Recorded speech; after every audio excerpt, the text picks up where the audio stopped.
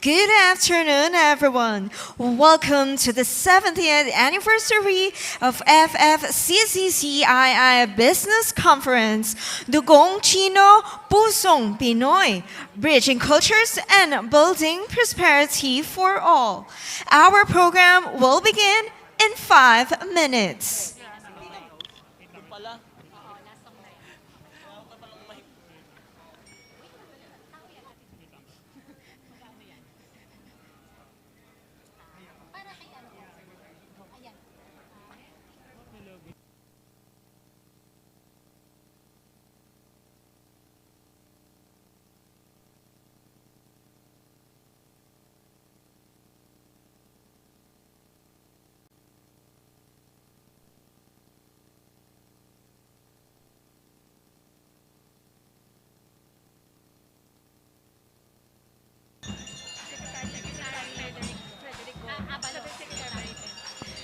Secretary, sorry. Wait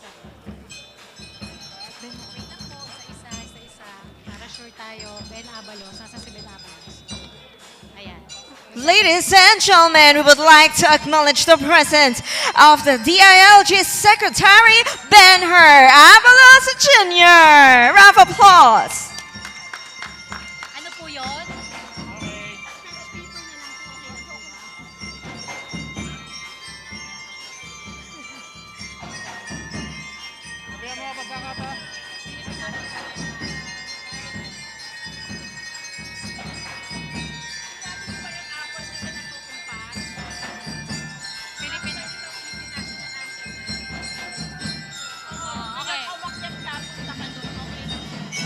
Tulungan mo lang siya. After this po,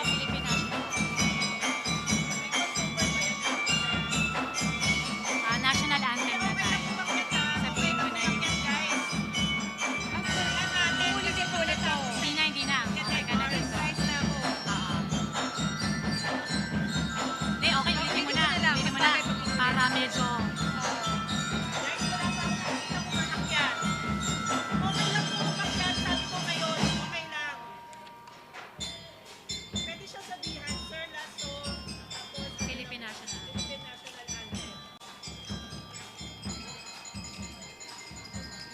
Oo nga, sila nga. Kaya ka alam na dapat.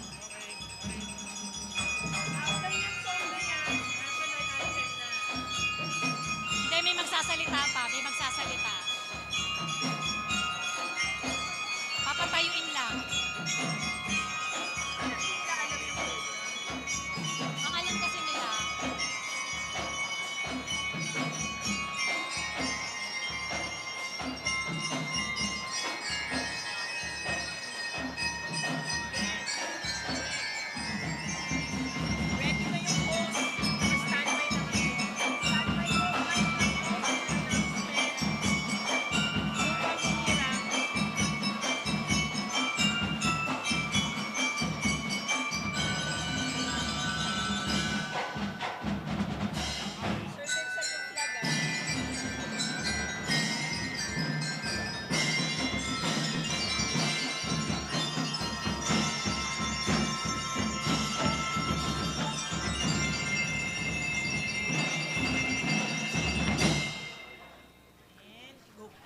Good afternoon, everyone. Welcome to the 70th anniversary of FFCCCII Business Conference, Bridging Cultures and Building Prosperity for All. Ladies and gentlemen, let us all please rise for the singing of the Philippine National Anthem. 全体肃立，奏菲律宾国歌。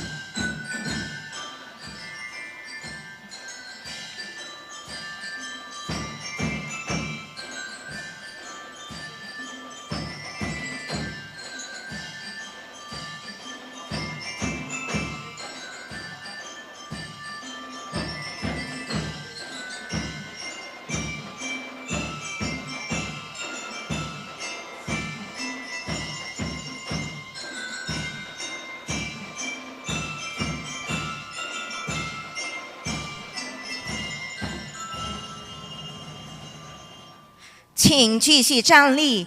Please remain standing for the invocation.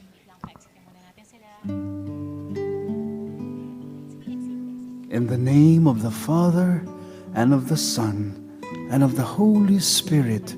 Amen. Almighty Father, thank you for the business you have enabled me to begin and sustain. Enlighten my way in leading and inspiring people engaged in the business organizations, industry, and communities that I serve.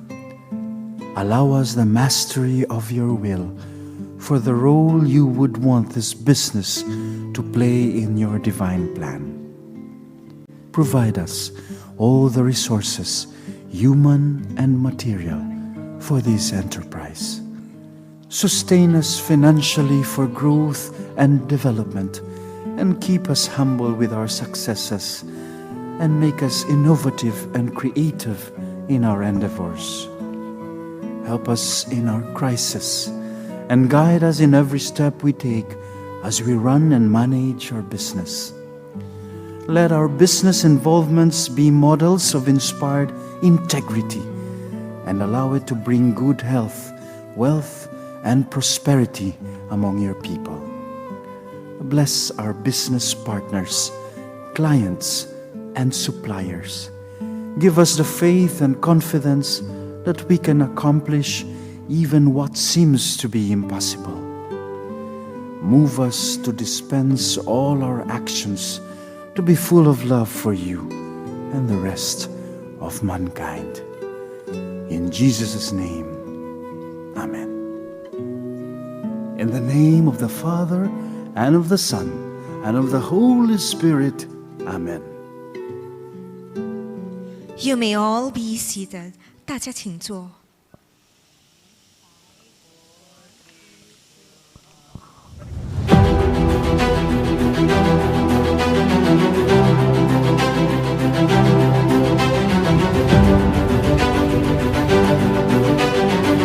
For over 1,000 years, the Filipino-Chinese community has been woven into the fabric of our nation's economic and historical tapestry.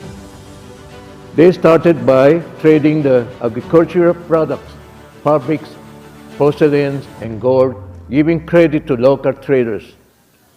Sultan of Sulu even visited the emperor regularly. Visitors taught masonry, agriculture, precious metals, unknown to many. This trend marked the start of enduring relationship between Philippines and Chinese culture.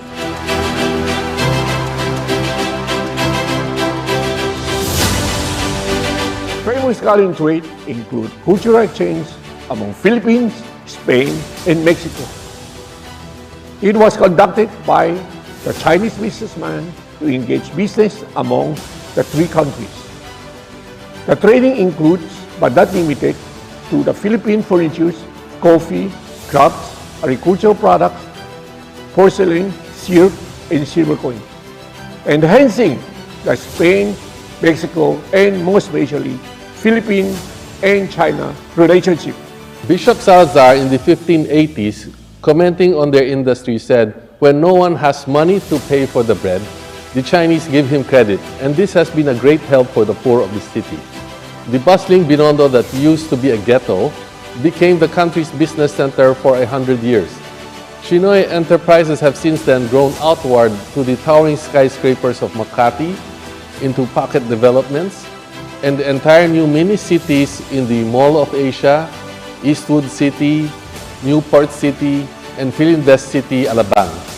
These new cities served as venues for the fusion of Filipino and Chinese culture, enriching and extending their influence to the next generations.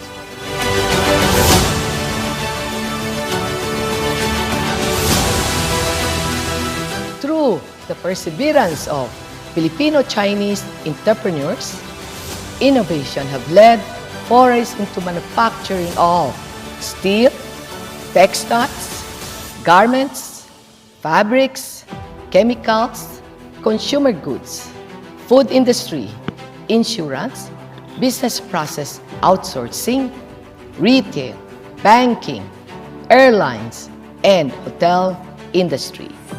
They have laid their family roots here, planting the seeds of successful Philippine multinationals like Jollibee, Oishi, Emperador Megaworld, SM, BDO, Metrobank, LT Group, and Philippine Airlines, thus producing and fortifying the Filipino-Chinese entrepreneurship.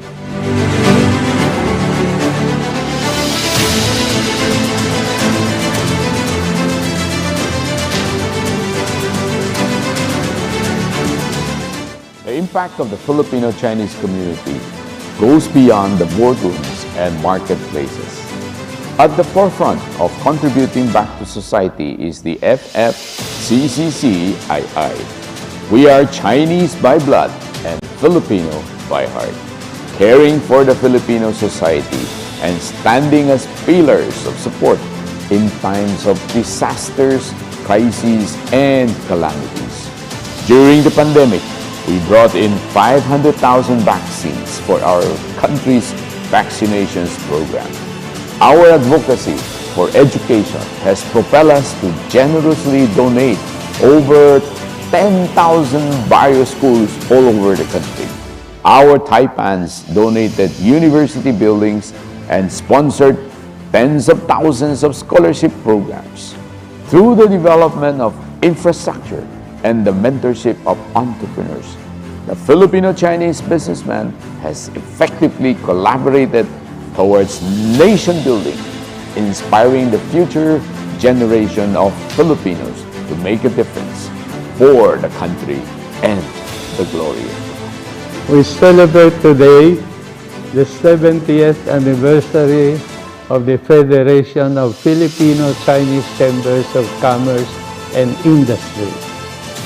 We are proud of our participation and contribution to national development, whether it be in business, industry, agriculture, education, or in job generation, poverty alleviation, and disaster relief. As we look at our past achievements, we also look forward to doing more in the future.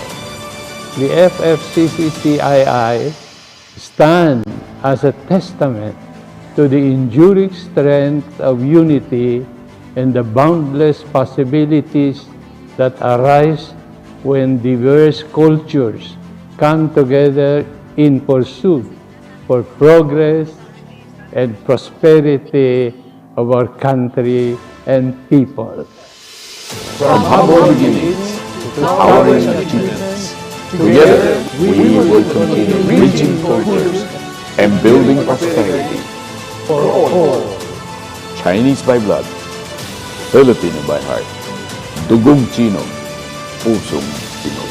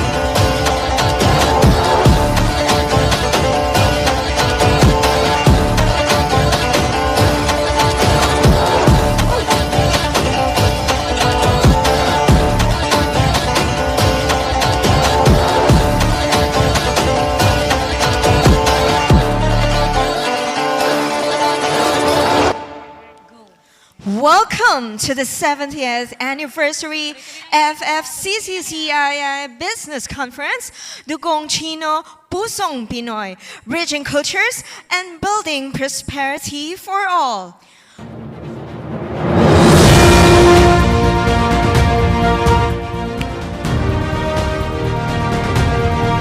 We will now have the opening remarks by Mr. George C., Trade and Industry Chairman. A round of applause, please.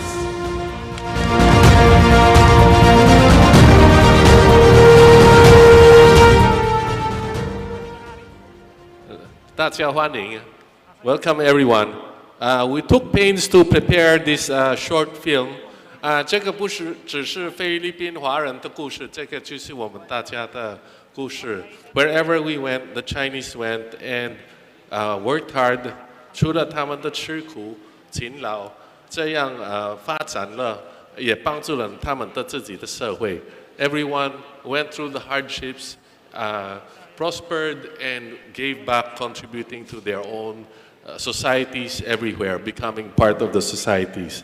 We have this little bit of history, and we threw in so that the federation is not all arts. I mean, all business. There's a little arts. There's a little history thrown in, and we have our two very good speakers here who are sharing with us how to plan our future. There's Secretary Abalos here, and later on, Presidential Secretary Advisor Frederick Go. I just wanted to insert something because we had 我们有这些很多游客来了，我们的朋友来这里。Because it might be forgotten, but I have a friend here, a historian, Li Tianrong. 他解释给我们了，说以前的历史这里，我们这里 the first bank that lent to the ordinary businessman, not the Taipans or the Hacenderos, was China Bank, and that was funded majority not by Philippine Chinese but by Indonesian Chinese. And then later on, when we're growing, a lot of the growth of Taiwan and Hong Kong was funded by Philippine Chinese. And then later, the Taiwanese Chinese and the others, when they grew prosperous, they invested in the Philippines and other places. So we've been helping each other for over 100 years. 我们互相帮助了那么多的年了，所以 we look forward to more years of working together against all difficulties. And so we have this day today. We hope you enjoy the program. Thank you, and everybody enjoy the program. Yeah, we have our president coming. Thank you.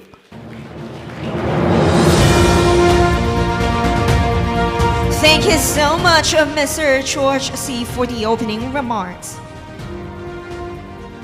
And now, here is Vice President Mr. Antonio Cosing for his introduction of our guest speaker. 有请副理事长李安顿先生。Good afternoon, distinguished guests, ladies and gentlemen. It is my great honor to introduce our guest speaker this afternoon. He is the Secretary of the Department of Interior and Local Government. Previously, he has served as the Chairman of the Metropolitan Manila Development Authority. We call the MMDA. And as Mayor for 15 years and Congressman for 3 years of Mandaluyong City. While serving as the local chief executive in Mandaluyong, our guest speaker also served in current capacity as President of the League of Cities of the Philippines from 2007 to 2010, and of the Union of Local Authorities in the Philippines.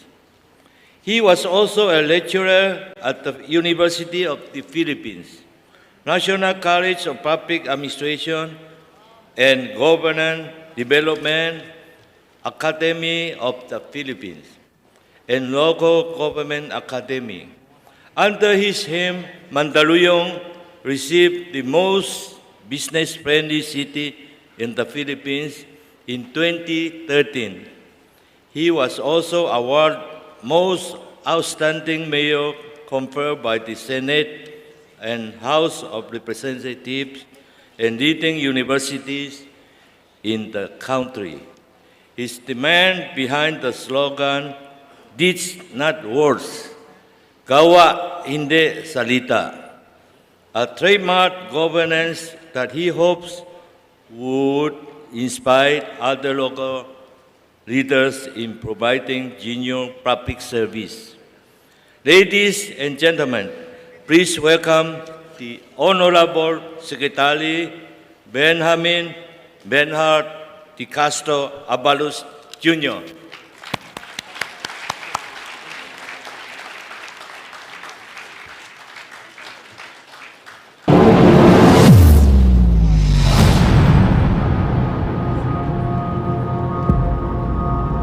Our guest of honor and speaker today has served as the chairman of the Metropolitan Manila Development Authority and as a mayor and a congressman of Mandaluyong City. While serving as the local chief executive of Mandaluyong, he also served in a concurrent capacity as president of the League of Cities of the Philippines from 2007 to 2010 and of the Union of Local Authorities in the Philippines. He was also a lecturer at the University of the Philippines, the National College of Public Administration and Governance, the Development Academy of the Philippines, and the Local Government Academy. Under his helm, Mandaluyong received numerous awards such as the prestigious 2015 United Nations Public Service Award in recognition of his initiative, the Project Teach. Said project was used as template for other third world countries, bagging the Galing Pook Awards in 2013 along with the city's Garden of Life Park.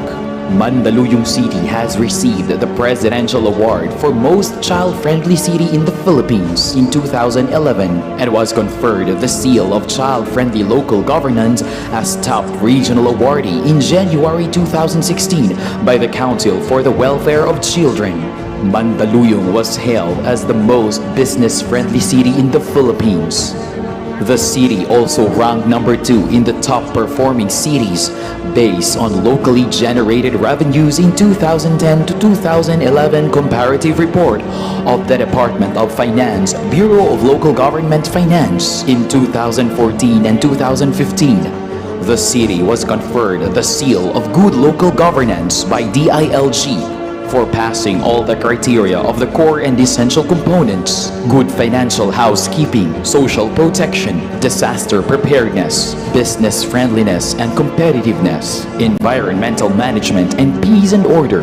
The city also received the Nutrition Honor Award, the highest award conferred by the National Nutrition Council to an LGU that has consistently achieved the Crown Award, the consistent regional outstanding winner in nutrition. The Kabalikat Award for Local Government Unit was also awarded to the city by the Technical Education and Skills Development Authority, TESDA National Capital Region. The pioneering leader in Green Building Program was also given to him by the International Finance Corporation World Bank and adopted by the Department of Public Works and Highways. He was also awarded as the most outstanding mayor by the Senate and the House of Representatives and leading universities in the country. Not only he is the guiding force of the city, he is likewise the source of inspiration to every Mandaleño, the man behind the aspiration for a drug-free community, manifested through his Buhay Ingatan Drogay Ayawan Bida program.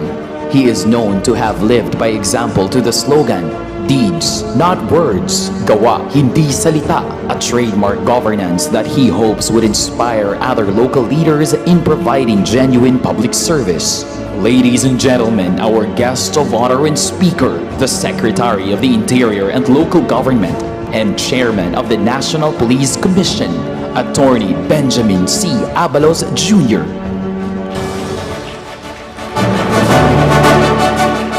Maraming salamat. Thank you, Sheshe. And it's an honor, a great honor to be invited this afternoon. Of course, I would like to greet the President. He's a great leader, a great man. The President of the Federation of Filipino-Chinese Chamber of Commerce and Industry, President Cecilio Pedro, sir. Likewise, the Executive Vice President, Mr. Victor Lim, and the honorary past presidents of the Federation, Ambassador Francis Chua. Nakita ko yung mukha nyo kanina when you awarded me. So, yes, sir. Mr. Alfonso Uy, Mr. Tan Chin, our Vice President, Michael Tan, and to all other Vice Presidents, to my compadre who introduced me, Antonio Cosing, and to all board members of the Federation, to Chairman of the Industry and Trade Committee who organized the event, George C. with Elsie Chua, thank you. To all the members, the guests, who, especially those who came from abroad, welcome to the Philippines. Ladies and gentlemen, good afternoon to each and every one. Today, as we commemorate the anniversary of the Federation of Filipino-Chinese Chamber of Commerce, we celebrate not just a milestone, but most importantly, the legacy. The legacy of partnership, perseverance, and the shared dreams that significantly shaped the socio-economic landscape of our country. From the earliest days of the history of our country, as has been shown during the barter trade, up to now, the Filipino-Chinese community has been a cornerstone of our nation's progress. Their journey has woven into the very fabric of Filipino society. It reflects a remarkable narrative of integration, contribution, and mutual respect that transcends mere business relations. A while ago, we've seen the beautiful video of the contribution of the Filipino-Chinese. And of course, this is a testament to the value of her group. My dear brothers, as a testament to this, let me show to you. Ayaw yata, gumana. Next. The top 10 Filipino billionaires in 2018. You know, economically, Filipino-Chinese have been instrumental in the growth and diversification of our markets, from small enterprise to some of the largest conglomerates in the country. As you could see here in 2018, just count them. Majority, more than majority, almost everyone are from the Filipino-Chinese heritage. You could see it. But most of them are into the land realty business. Realty, you know, the price of realty is a symbol of a country's economy. Let me just sidelight you for a while, because this is quite important. Because for a price of property to be valuable, it is important that the ingredient for it to be valuable is there. Peace and order, hunger, etc.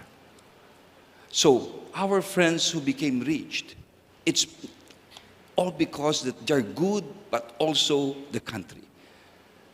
And at this point, at this juncture, next, let me just share to you what's happening in our country, especially for those who are abroad, so that you will know. This is 2023, last year. How much is a per square meter in BGC? It's 881. One of the biggest right now, the most per square meter. Shang Properties next. So these are the factors which will really determine the price. The location, proximity, peace and order, environmental condition, next. Now, where is the Philippines here? As far as we're concerned, since I am the DILG, it means the Department of the Interior and Local Government. Local government means I supervise the governors, the mayors, down the line to the barangay captains.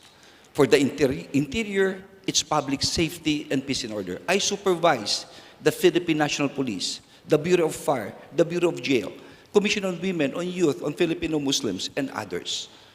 And this is what we're trying to do. Number one, the roles of each local government unit as far as housing and building regulations, the ease of doing business.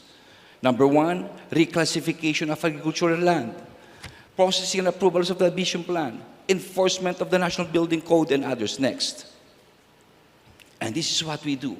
We capacitate each and every LGUs.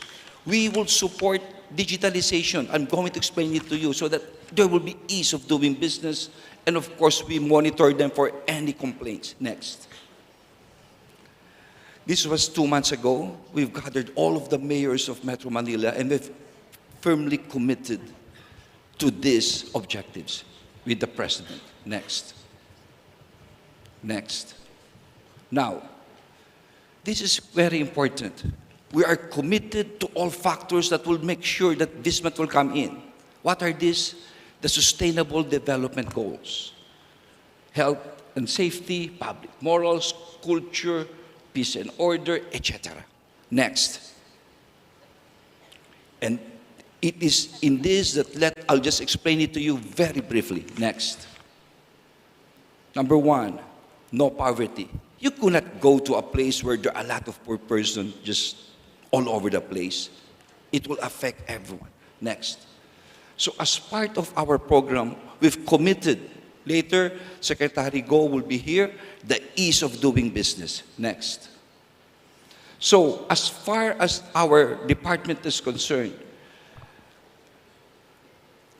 almost 80%, 70.71% of all LGUs, cities, municipalities have already have their comprehensive development plan.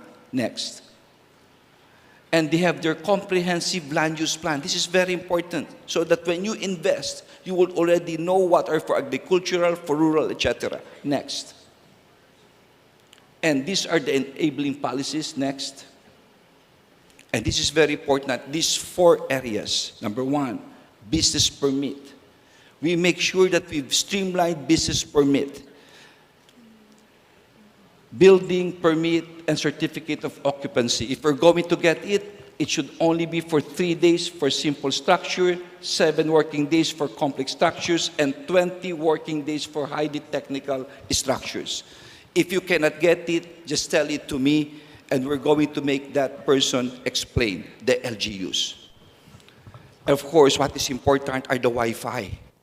You know what we did? We are 7,700 islands. We made sure that the construction of this Wi-Fi, this shared telecommunication, will be fast-tracked. Later, I'll show it to you. And rationalization of all fees, meaning the fees in all LGUs should be rationalized and harmonized. Next.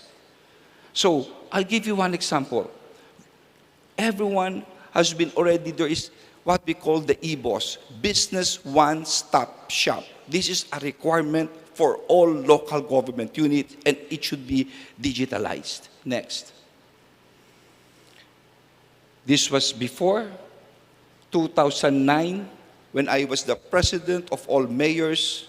I presented this already to then President Gloria Macapagal, the ease of doing business. And this was 15 years ago. Now we're going to perfect this. Next. So this is the e-BOSS, electronic BOSS. It means we're going to accept online application, issue electronic receipt, and order of payment, accept online payment, permits, licenses, etc. Next. And the number of processing time for the business permit. Next. So, this is very important. If we're going to, for requirements generated for LGU, such as tax declaration, tax receipts, they will no longer be submitted by the applicant. No longer. It will form part of the backroom processes. In any case, I'll just give this to you later, all of these things that we have done. Next. And because of all of this is the summary. In the Philippines, 85% have been compliant with business permit, 93% have a presence of business one-stop shop, and 60% are digitally automated. Of that, 1,634 LGUs have their own innovative system, and 799 we are distributing for free in all local government units all over the country with Ivan Uy, another Filipino-Chinese of the ICT. Next. And because of this, the collections really increased by 400%. Next. So this is where we launched it with the President. This was last year. And now we're really doing our best because always the President said, why is it during COVID, remember? Everyone was just calling, Grab, etc. Why can't we not do it in government? And that's what we're trying to do right now. Next. So this is the LGU system. The one with the red are all over the country. Next. And this is now, if we're going to construct Wi-Fi, from 13 permits to just 8 permits, from 86 documentary requirements to just 35 documentary requirements, 241 days to just 16 days. We have streamlined everything. Next. Next. So this is now the streamlining. This is a special executive order done 2023. Next. It did away with so many requirements like permit from barangay, permit from the city hall resolution, etc. Next. Next. Okay. Next. And not only that, we partnered with the SEC to go against companies who are fraud companies. The DILG has partnered against them for these scams. Next. And of course, just recently, 3 days ago, we have this Buklod Bayani, the conglomeration of the PCCI, the ECOP, the export, field export, the employers, and they elected me as the chairman of the transitory council for both business and government to be one, so that we could address this ease of doing business, and if there's any complaint, we could properly address it on time. Next. Number 2, zero hunger. Next. Next. Next. Next. Devolution simply means that right now we're examining the roles of the national, the local, what we're trying to improve on this, and some services might be brought back to local. Next. Not to the national.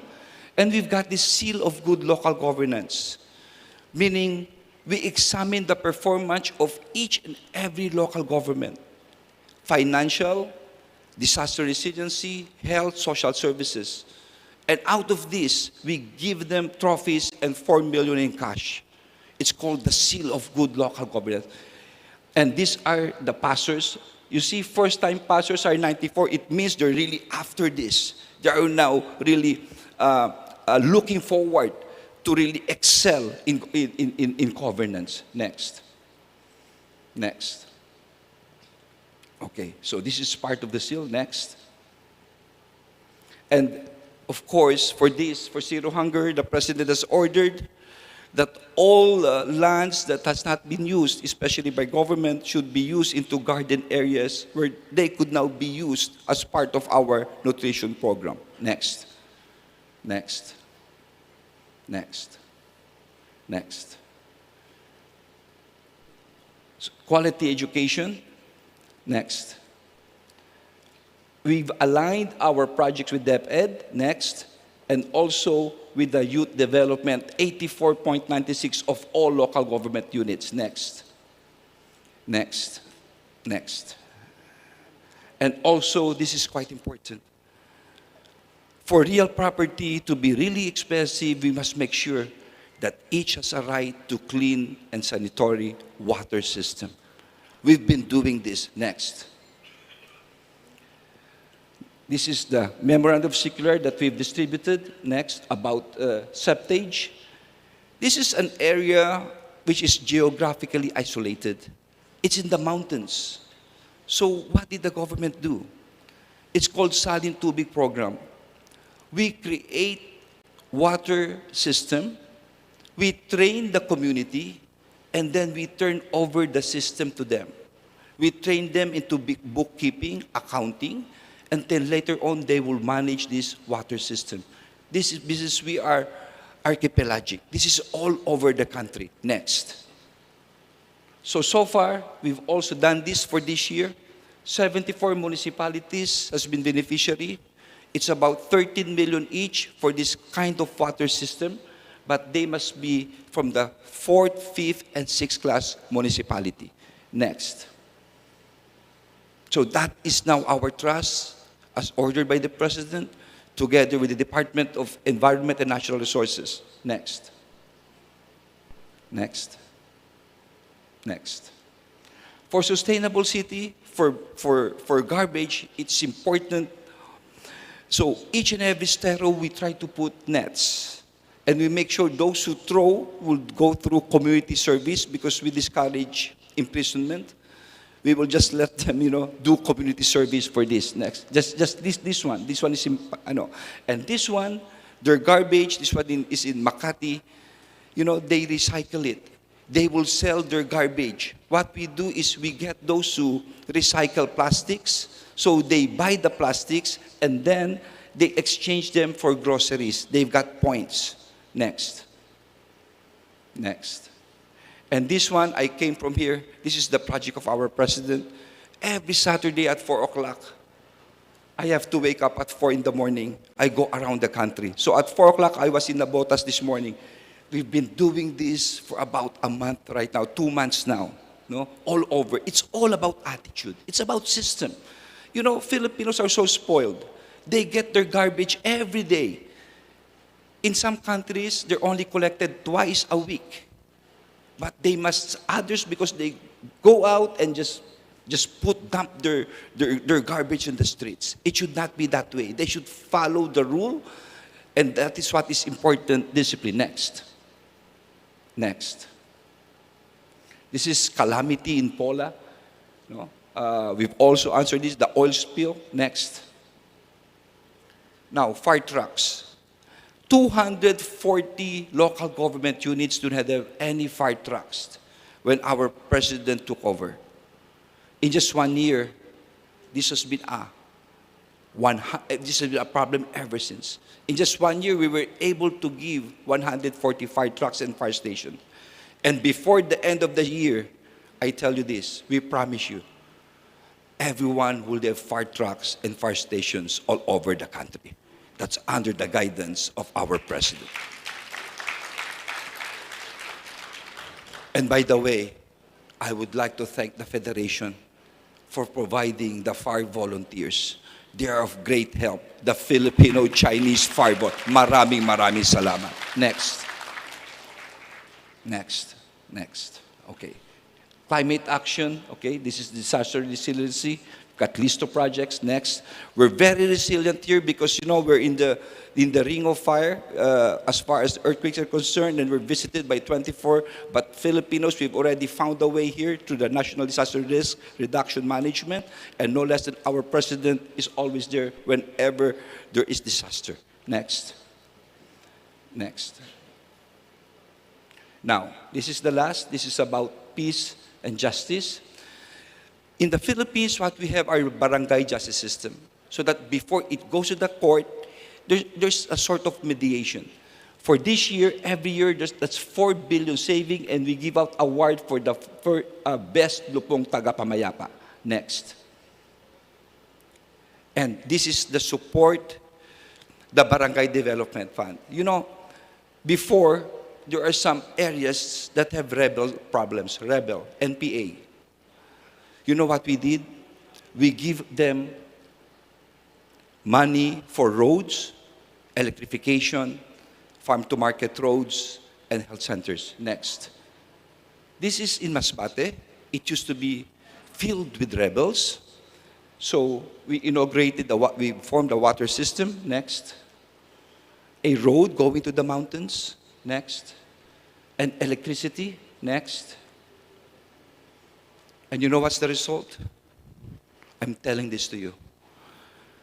We will not have any rebel problems anymore. They are now surrendering by the droves. This one is in Bukidnon, no? This one, the one on the right, is Governor Sakurtan, where 100 Abu Sayyaf rebels surrendered. One of the biggest in the history of our country. There, next, in Sulu. Cagayan de Oro, next. In Abra, next. In Pagadian, this one, she was crying and she was telling me she lost a lot of her life in the mountains. Yeah, next. Iloilo, next. Agusan del Sur, this was last year, but 3 days ago I was also there. Another batch surrendered. In Sultan Kuldarat, next. Zamboanga del Norte, next. And a lot more. Surigao. This was 3 days ago. You see? The youngest is 17 years old. A girl.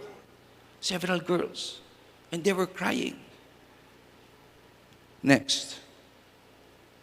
And this is the national task force headed by our president to end local communist armed conflict. Next. And this one is in Basilan. Next. My dear friends, as far as NPA is concerned, weakened in all fronts, we're going to finish it by this year. And they're really surrendering by the droves. It's now time for the Philippines to take off. Now, issue about the MILF in Mindanao. You know what this picture is all about?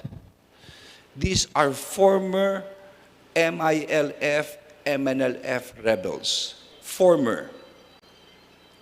And in the peace agreement, they are now members of the Philippine National Police Force.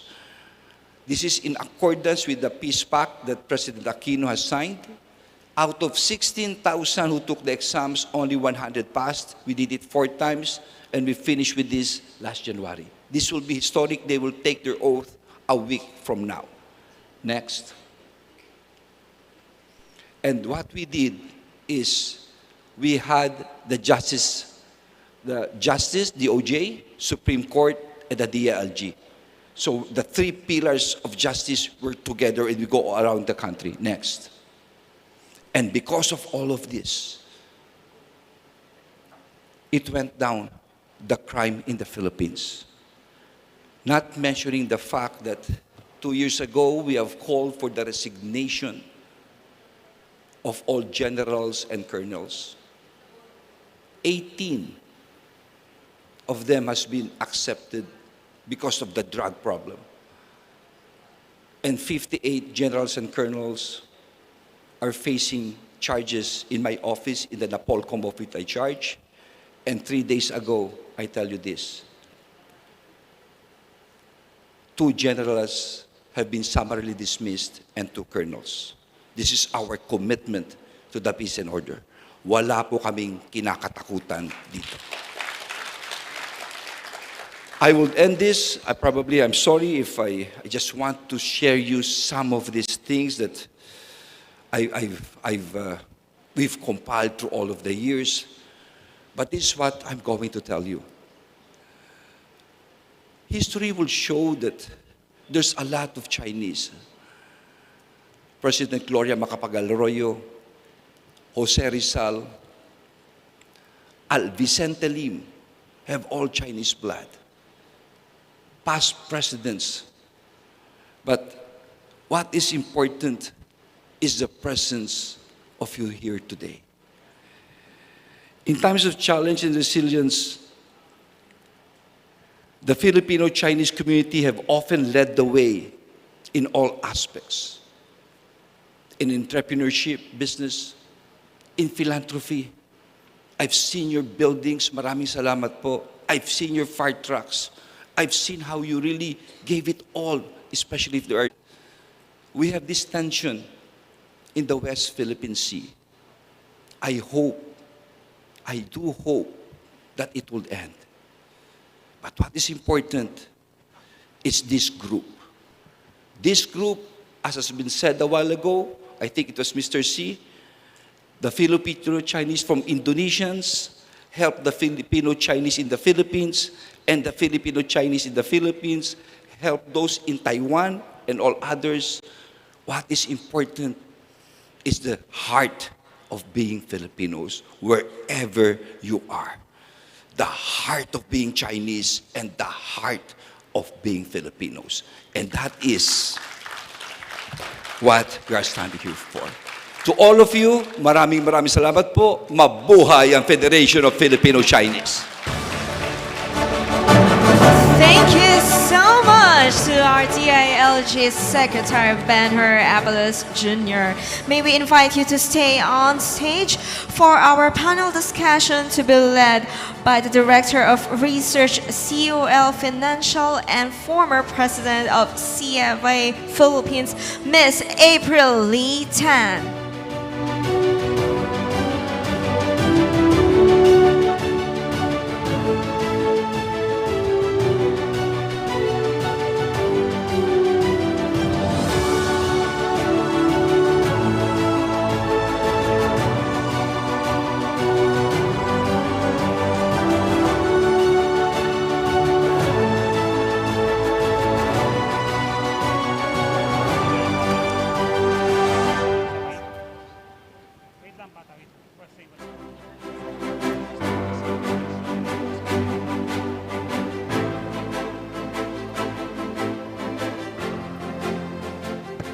So thank you so much, Secretary Abalos, for sharing with us the exciting developments with the DILG, and of course, as you said, the objective is to make properties more desirable for both its residents and fellow Filipinos.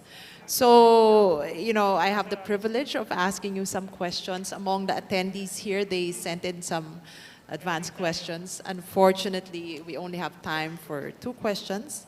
Well, let me start out by asking you about this. So there are times when the rules and the laws between the national level and the local level are not aligned.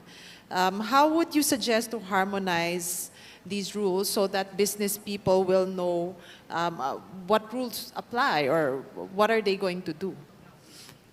Well, it happened before. If you're familiar with the pass-through fees, with the trackers, if you will recall that one. So it is in the local government code that local government units like provinces could collect an annual fee through sticker in the trucks. Even for goods coming into the city, they could do that in the local government code. However, we all know that in ease of doing business, this will slow down business if each and every LGU will be doing that. Probably we have to amend the law. But that process of amending it will take a long time. So what did the President say? The President said that he urged all local government units to suspend it. Remember? He suspended. So we talked with all of them. And I would like to report to you that all local government units suspended the pass-through fees. It is their autonomy, it is their right. However, and I would like to emphasize this is no longer a question of law when it comes to Manila. It is now a question of some people, some small group who are extorting money. Don't worry, we are on top of this. I've already asked the Philippine National Police to work with the truckers to arrest these syndicates. We're working on that, April. And any questions at all or anything that you need, Cecilio Pedro is here, the Federation. You could just call me anytime. I will be at your call and beacon. I'll be working in partnership with your Federation. Thank you. Okay. Thank you very much for that. That's a very encouraging answer. Anyway, so we only have time for another question. So anyway, just wondering, do we have objective benchmarks to assess the performance of local officials? For example, would you consider the number of jobs that were created or the value of investments that have been generated in certain LGUs? We've got a seal of good local governance where we set the minimum standards. For example, do you have a business one-stop shop? For health, how many vaccinations have you given, etc., etc. And we coordinate this with the proper agency. If it's about health, DOH is there. If it's about education, DepEd is there. And then we set the parameters for excellence in governance. And that's what we call the seal of good local governance. And with this, we've seen the numbers here, and I will say the numbers are very encouraging for everyone. That's what we've been doing. However, and this is a big however, again, if there are any comments, if they will not move with regards to permits, because I laid here a while ago the Magna Carta. If it's 3 days, 7 days, 15 days, if they do not give you any reason why they're delaying, you write to me or to ARTA to under red tape.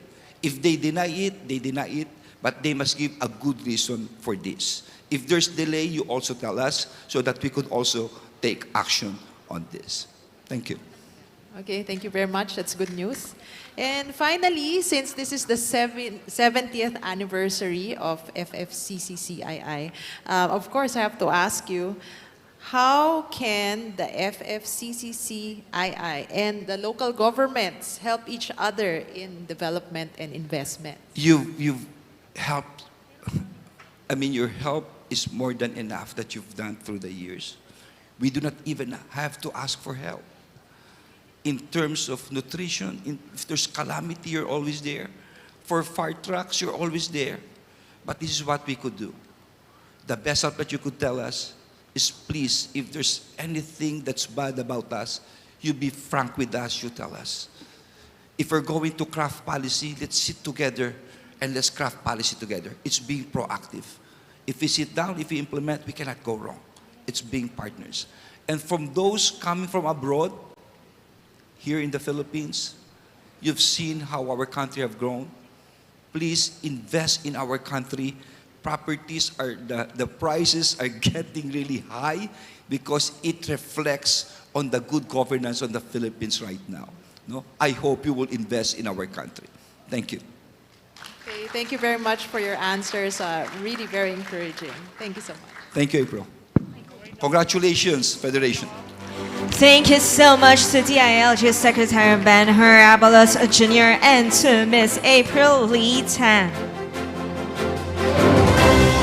And to present the FFCCCII's token of appreciation is Secretary Ben-Hur Abalos are the FFCCCII President Cecilio Pedro and FFCCCII Executive President Victor Lim.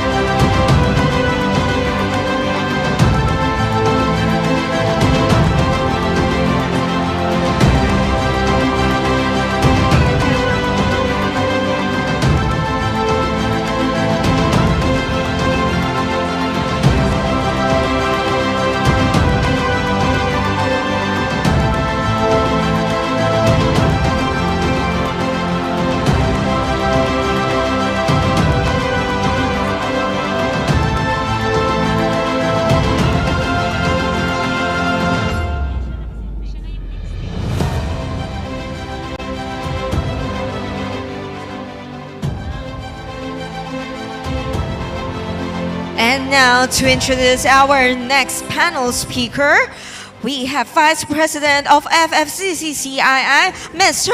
Antonio Tan. 有请副理事长陈华敏先生。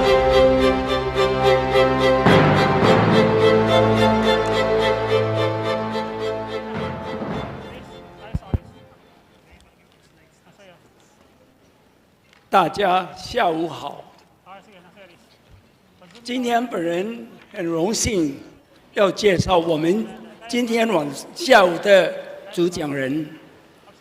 Good afternoon, distinguished ladies and gentlemen. It is my distinct honor and privilege to introduce He is the spokesman to the President for Investment and Economic Affairs. He serves as chairperson of the administration's Economic Development Group, or the EDG, and is directed to supervise and monitor on behalf of the President, the National Economic Development Authority, Department of Finance, Department of Budget and Management, Department of Trade and Industry, and their respective attached agencies. He also sits as member of the NEDA board by virtue of Executive Order number 49. His office is tasked to ensure the effective integration, coordination, and implementation of the various investment and economic policies and programs of the government. He is likewise mandated to drive the timely delivery of investment projects, trade agreements, and pledges, including those originating from international state visits and foreign trips. Before joining government, he served as chairman, vice chairman, president, CEO, and director in 6 listed companies and over 100 corporations in various industries, including media, retail, real estate, food, banking, finance, airline, airport, petrochemicals, gaming, and power over a span of 35 years. Prior to his appointment as a special assistant to the President on investment and economic affairs, he was the presidential advisor for investment and economic affairs for a year. Ladies and gentlemen, please join me in welcoming our guest speaker this afternoon, the Honorable Secretary Frederick Go.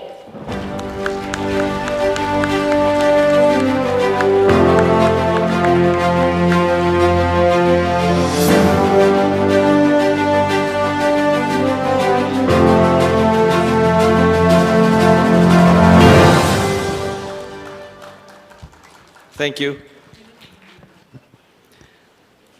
FFCCI President, Dr. Cecilio Pedro, the Federation's honorary past presidents, officers, members, board members, fellow workers in government, partners from the private sector, guests from all over the world, ladies and gentlemen, good afternoon. Tatia hao. Today, we honor your 70th anniversary of contribution to the country.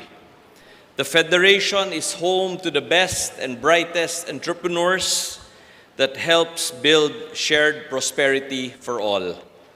And beyond the realm of business, you have been instrumental in educational access by donating thousands of schools and helping our countrymen during times of need with such admirable charitable actions. So today, we recognize your contribution to the country's economic and social progress. Thank you and congratulations. We hope for your continued support to the government and our country in elevating our global competitiveness towards building a resilient, inclusive, and sustainable economy. For the foreigners in the audience, the Philippines presents a great opportunity for investments. We are a country of 115 million people with an average age of 25 years old. We have so much future potential ahead of the country. Early on, this administration has identified high-value investments as a key driver of economic expansion. And we recognize that the government cannot do this alone. Hence, the administration of President Ferdinand R. Marcos Jr. has committed to make the Philippines a destination of choice for investors by improving the ease of doing business, and this is often discussed by our President on international trips and on various occasions. Some of the key landmark legislations that we have had are the Public Service Act, the Retail Trade Liberalization Act, and the Foreign Investments Act. These reforms encourage the entry and participation of global enterprises in important industries. These measures were enacted to welcome new capital, new ideas, and new technology. In addition, we prioritize the ease of doing business. Some of the examples are as follows. The issuance of Executive Order Number 18, also known as the Green Lanes for Strategic Investments. This expedites, streamlines, and automates government registration process for strategic foreign direct investments and highly desirable projects. At the end of 2023, 11 months since the approval of EO number 18, the Board of Investments has certified 23 projects with a total cost of about 500 billion pesos, 16 of which are in the renewable energy sector. The OSAP has actively supported the registrants of the Green Lane, particularly the first registrant. This is the joint venture developing 10 floating solar projects on Laguna Lake, totaling 1.3 gigawatts, or a total investment of $1.3 billion. I believe it is critical to get the first one right, as it will set the tone for all future applications. And after overcoming the first major hurdle, we were faced with more hurdles, but which we have also thankfully resolved. Second example is EO 32, streamlining the permitting process for the construction of telecommunications and internet infrastructure. Another presidential initiative aimed at addressing bureaucracies that hinder investments is the issuance of EO 32 to streamline the permitting process for the construction of telecommunications towers and internet infrastructure. The benefit of this is clear. We will have improved communication, and increased competition, which will result in lower prices and better internet offerings for everyone. Third is Republic Act 11966, or the PPP Code, the Public-Private Partnership Code. 3 months ago, just last December, the new PPP Code was signed into law. Certified urgent by the President, the new PPP Code updates the 29-year-old Build, Operate, Transfer, or BOT law. The swift enactment of the PPP Code is a testament to the importance that the administration accords to private sector participation in development projects. We assisted in ensuring that the final version of this law encourages unsolicited joint ventures as a PPP modality. In this light, this gives original proponents the right to match comparative proposals, among others. This is critical to promote that the best ideas come forward for the delivery of high quality and cost-effective infrastructure projects. Now, we are working with the PPP Center to finalize the implementing rules and regulations of the PPP Code.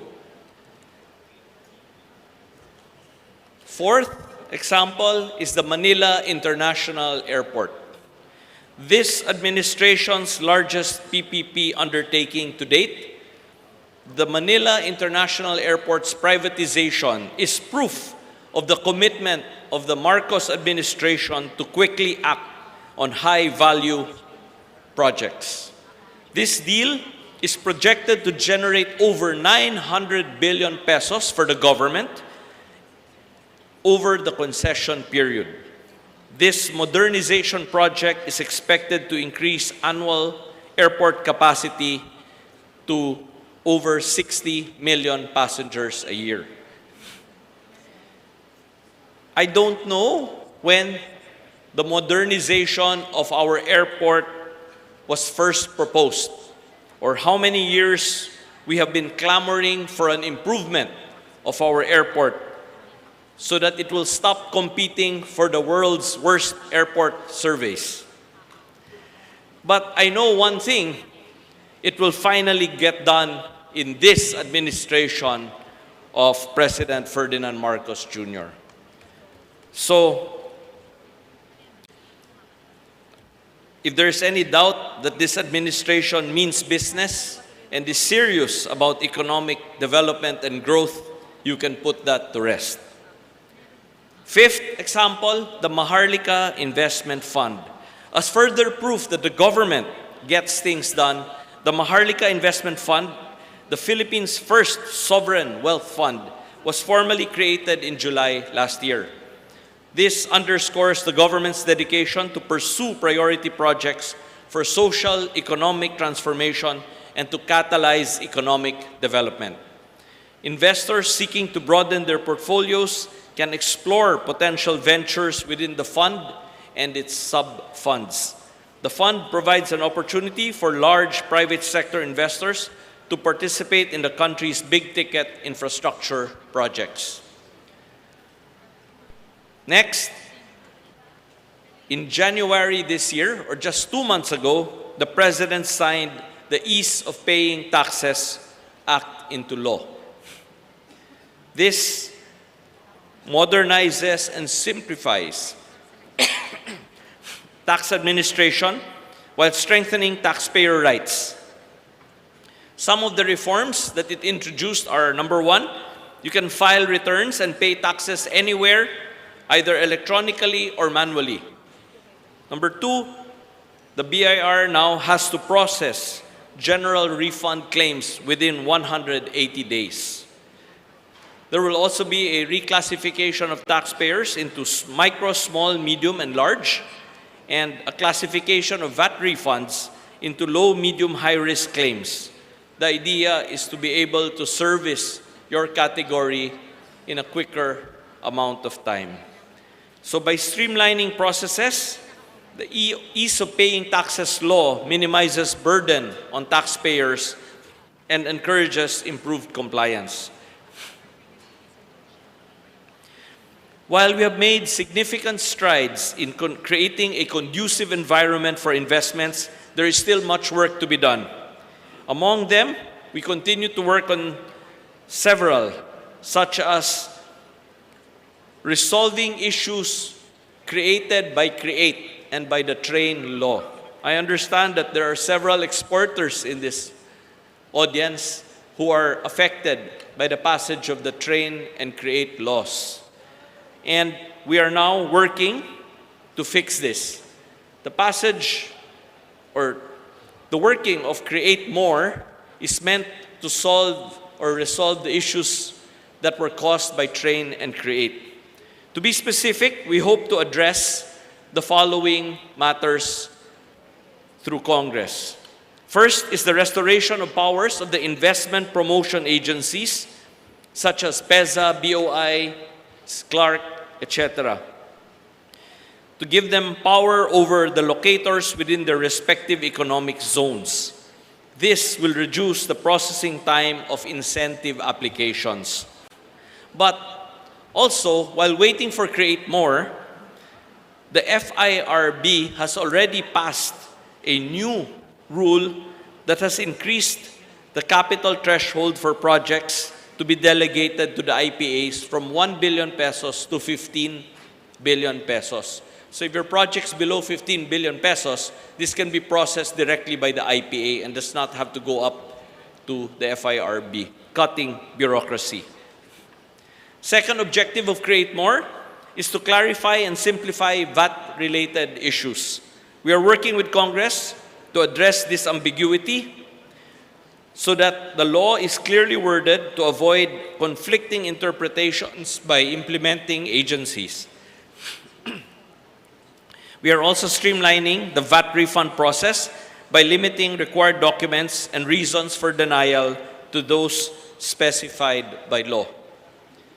Third, there is a transitory provision, and we are hoping to explicitly state that non-income tax-based incentives are not subject to the sunset period and that registered enterprises can enjoy them for as long as they are registered in good standing. In addition, we are hoping that the sunset period will be increased from 10 years to 12 years. Next, we are looking at reforms to the importation process through the proposed implementation of a pre-border technical inspection and digitalized invoicing. We hope that this signals our clear commitment to openness, efficiency, and transparency, and is a big signal to the world that we are taking governance seriously. Another effort that our office is working on is to work on the capital markets or the Philippine Stock Exchange and the Securities and Exchange Commission. Many investors invest in small businesses with the hope of exiting through a liquidity event such as an IPO. Thus, it is very important that we are able to boost the Philippine Stock Exchange. We have made recommendations and taken action on various measures aimed at reducing friction costs, improving liquidity, and of course, ultimately, the ease of doing business. We have successfully delivered on the following recommendations so far. One, we have shortened the settlement cycle from 3 days to 2 days. We have shortened the IPO review timeline from 4 to 6 months to just 45 days. And we have also simplified the IPO filing requirements. Another step we have taken is we have implemented short selling. Last November, we officially launched short selling 27 years after it was first proposed. I hope that at this point it is clear to you that you're convinced. You know, we have short selling finally after 27 years. We have a public-private partnership law after 29 years. And we have privatized the Manila International Airport in a very short period of time. And all of these happened very recently. So I hope that you're all convinced that this government means business. In fact, if I may say, the creation of my office is specifically made to help investors, to help especially the foreign direct investors navigate the bureaucracy. And at this point, I would like to make special mention of Ms. Elsie Chua and Mr. Eddie Cobanquiat, members of this federation, who supported my office when I was still a presidential advisor. Just going back to the stock market, there are several other things we are working on, no? Such as allowing 15 minutes after hours volume weighted average price trading. Right now, it happens the next trading day, which is not a good global practice.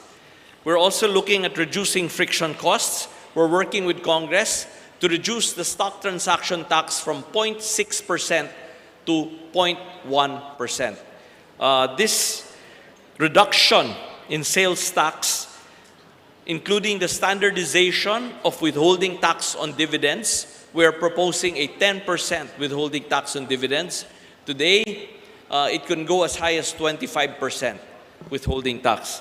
And the removal of the minimum broker's commission. We are working with Congress, particularly Congressman Joey Salceda, and the good news is this House bill on boosting the Philippine capital markets was passed by Congress just this week.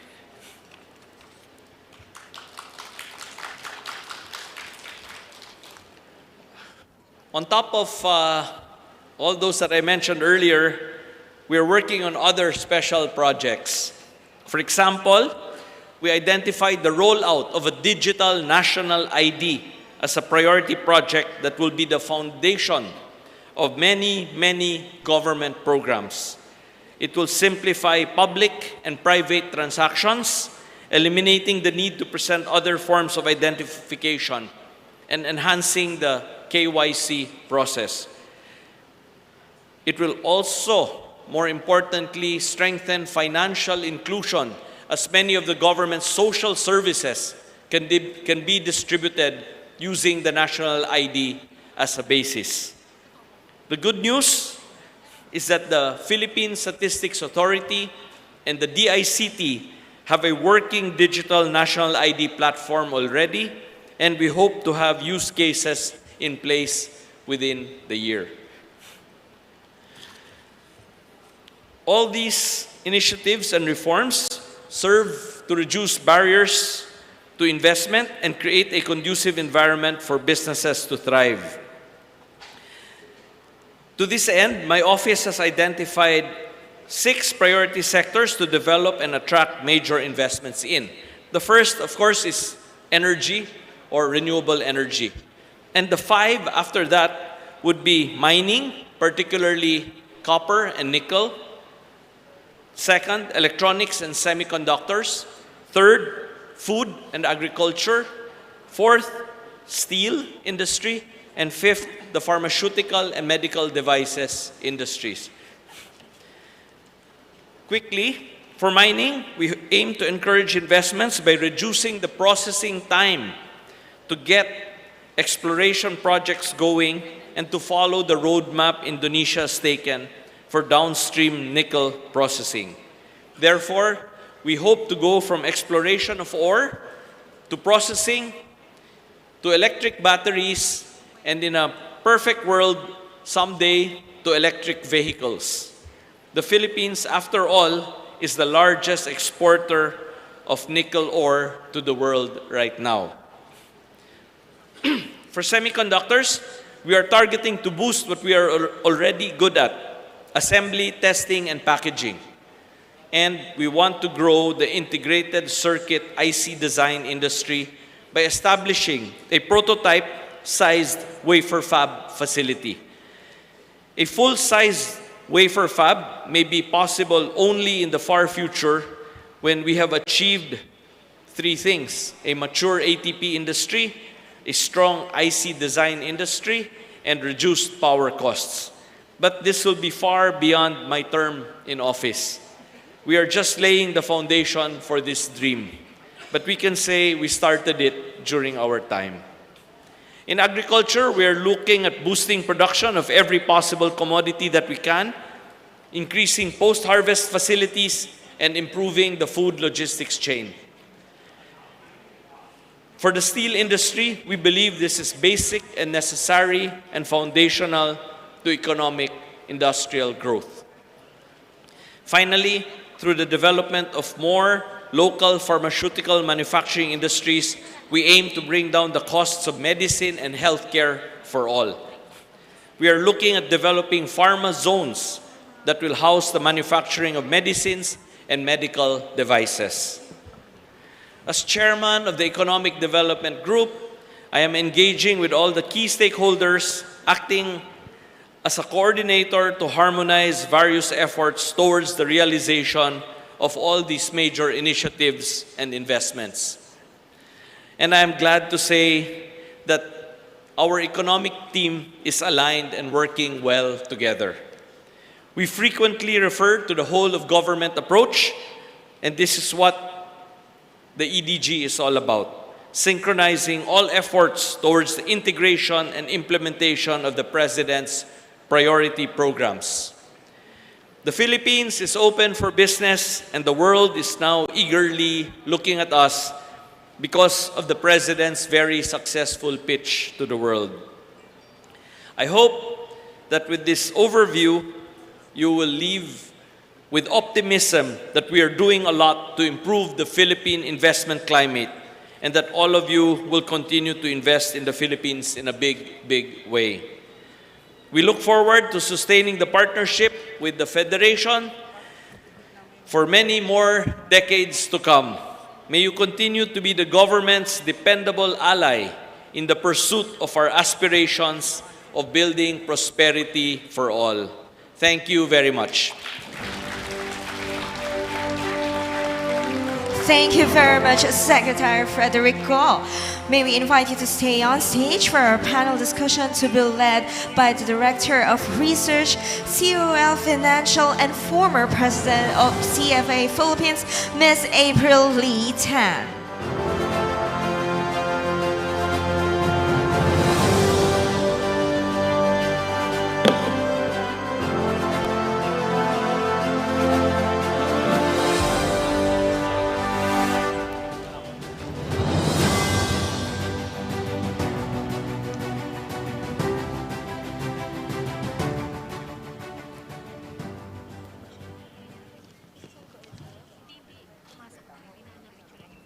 Okay, thank you so much, Secretary Go, for sharing with us the initiatives that your office are doing to boost investments in the country. So anyway, let's begin this question. Of course, you're Chinoy, and this is a Chinoy organization. So I guess the question is, how has, growing up in a Chinoy household, Chinoy family, helped you in your approach to both business and public service? What are the values that have been very helpful? I think probably the two things that have shaped my mindset or the way I do things growing up in that Chinoy household, I think it first would have to be the sense of entrepreneurship. I think somehow the entrepreneurial instinct, perhaps, of many Filipino-Chinese businessmen in the Philippines rubs off on family members, whether deliberately or by environment. And perhaps the second one is maybe frugality. Okay, so are those qualities actually also important when we talk about public service? Oh, absolutely. I think that, well, definitely, because for frugality, for one, in public service, I think you're not allowed to overspend on anything. And I think the spirit of entrepreneurship is something, I think, that could help boost the spirit of trying to improve the ease of doing business. Yeah, I guess it's, prioritizing getting things done rather than having so many rules. Yeah. So anyway, so for my second question, like, we've known each other for quite a long time, with you being the Director, President, and CEO of Robinson's Land, public company. But maybe for those who don't know you, can you share with us your journey in Robinson's Land, how you have grown it to what it is today, being such a big company with so many diverse types of properties?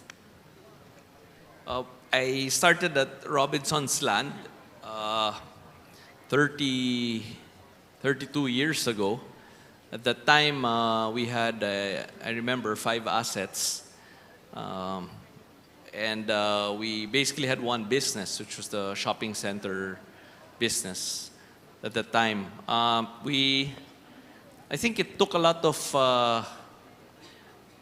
sorry, but again, entrepreneurial spirit and the appetite to take risk to be able to build new businesses, allow the company to enter new fields. So from the shopping center business, the next business we entered was the office buildings business. And shortly after that, we went into the housing business. After that, we went into the condominium business, and then the hotels, and then the industrial estates. So we just built it. I like to say we always built it one brick at a time. Real estate is very much a brick and mortar business. It's not like these digital businesses today that you can just overspeed and build a business overnight. In the real estate industry, you really build it one brick at a time. And step by step, with a lot of hard work, a lot of sleepless nights, but at the end of the day, I think it's the risk-taking appetite to be able to build a significant business. Okay, that said, I'm just curious. I think a lot of people are wondering, especially since most of the attendees today are from the private sector. So what made you decide to actually, move from being an entrepreneur to being a public servant? I mean, wasn't it a tough decision? It was certainly a very tough decision. I had to ask permission from my wife and my daughter. Without their approval, there's no way I could join government. I think the question often asked to me now when I attend events is, are you enjoying? And I always say, I'm definitely not enjoying, but there's a certain sense of fulfillment that you get when you go into public service. You're now working for a much greater good, no? You move from I guess being personally successful to trying to live a life of significance and help your country and to help your countrymen. So, yeah. Okay. And anyway, so you're leading so many diverse departments like TOF, DTI, BOI, etc.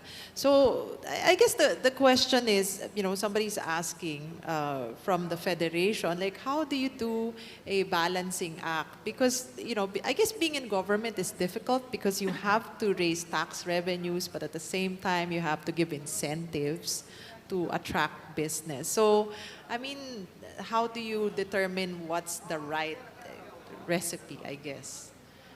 Well, first of all, I'm not leading them. They're all independent agencies of government. I just try to synchronize or harmonize the efforts of all the economic agencies. But I think like anything in life, it's always a balancing act, right? To answer your question, it's a balancing act of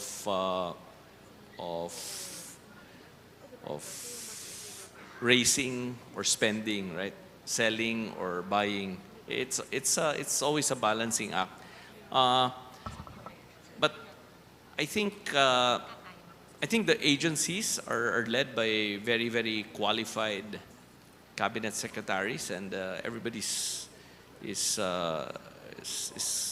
doing, I think, a good job. And as I mentioned earlier, I think the economic team is working very well. So I think we're in a good position. No? Our economic growth last year was 5.6%, which at 5.6%, the growth of the Philippine economy is actually much faster than most economies in Southeast Asia. No? And this year we are projecting the growth of the country to be north of 6%. So we're looking at the growth of our GDP to be better in 2024 than in 2023. And one of the other things that the whole team is helping, is putting their heads together to address is to control inflation. No? That's something that we're all very clear that is an important step towards achieving that desired growth. Yeah. looking at your presentation, I mean, I kind of appreciated the whole of country approach. And, as you said, balancing act, maybe, being able to talk to all the agencies and actually seeing, where you can compromise such that, it's still good for businesses to grow, but at the same time, the government generates revenue. So it's a win-win situation. Yeah. I think in general, like something you really understand, which is the stock market, right? So even if you drop the stock transaction tax from 0.6% to 0.1%, it doesn't necessarily mean that tax collections will drop because the volume could go up more than 6x, right? Because when the high volume traders come in or the retail market comes in and, with lower friction costs, the propensity to trade more is there, obviously, right? So sometimes that's a perfect example of perhaps the increase in tax revenues won't come from a tax hike, but rather a tax rate reduction. So again, using your entrepreneurial skills in public service.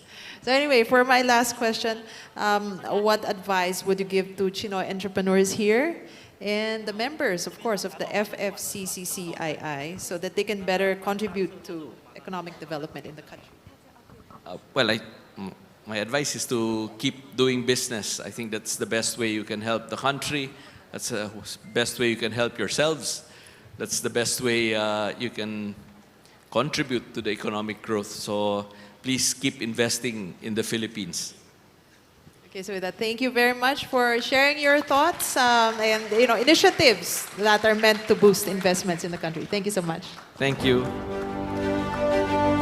Thank you so much, Secretary Frederick Go and Ms. April Lee Tan. To present FFCCCII's token of appreciation to Secretary Frederick Go, our FFCCCII President, Mr. Cecilio Pedro, and FFCCCII Executive President, Victor Lim.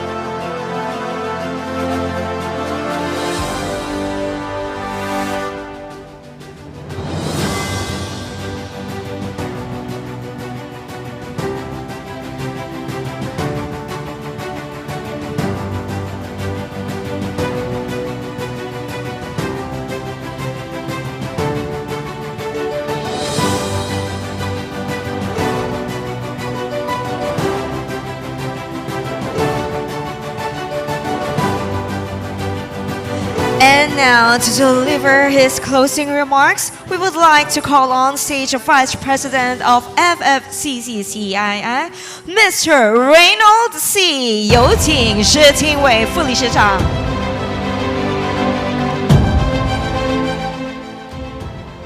Hi, good afternoon, everybody. Xiao hao.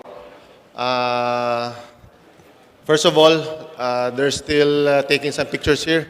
While they are taking some pictures, maybe give me some of your time to listen to the closing remarks. Okay lang, Secretary, no problem, no problem.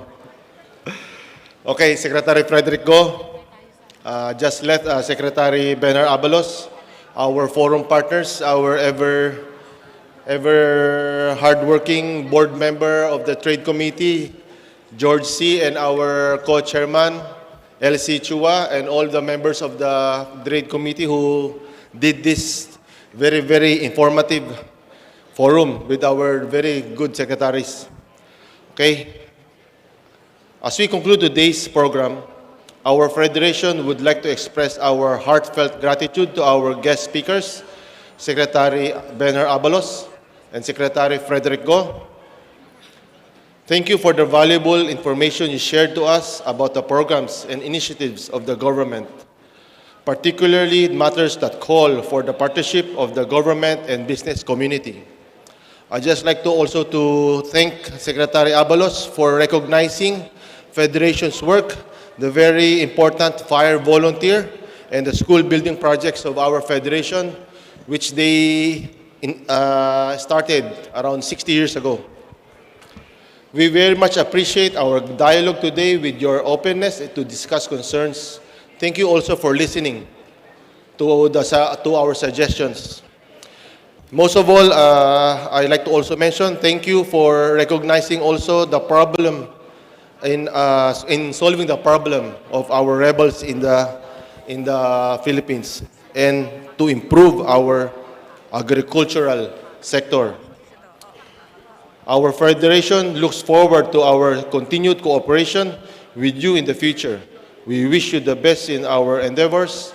Likewise, we want to thank all our participants who joined us today, our foreign guests from the provinces and for Metro Manila who stayed with us all this throughout the event.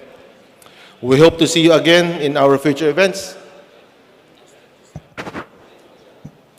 And also, I was just reminded, please stay put, because the mayor of Jinjiang will be coming in to have his talk with us also. Okay? So, again, thank you. Maraming salamat po. Xie tacha. Thank you so much, Mr. Reynold C.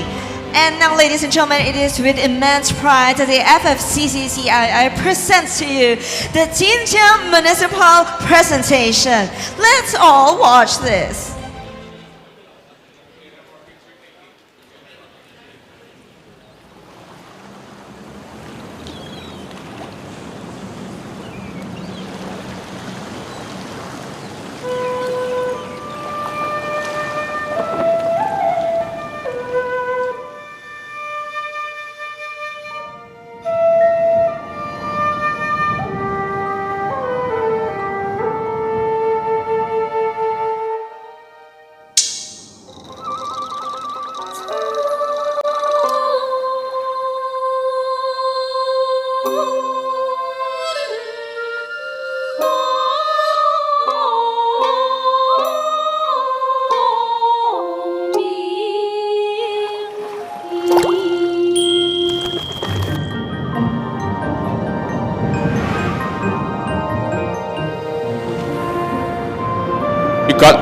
Can you cut off the video first? Cut it off, cut it off. Put on the lights first.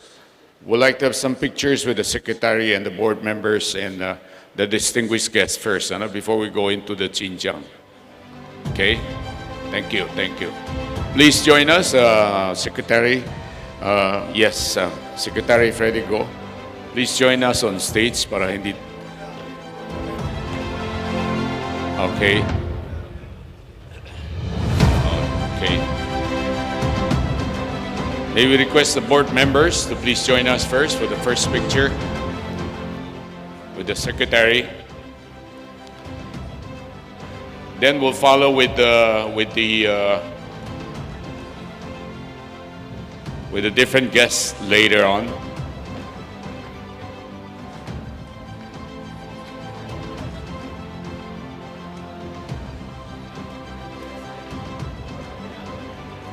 Board members, please join us. Board members, for this picture with our Secretary, Frederick Go.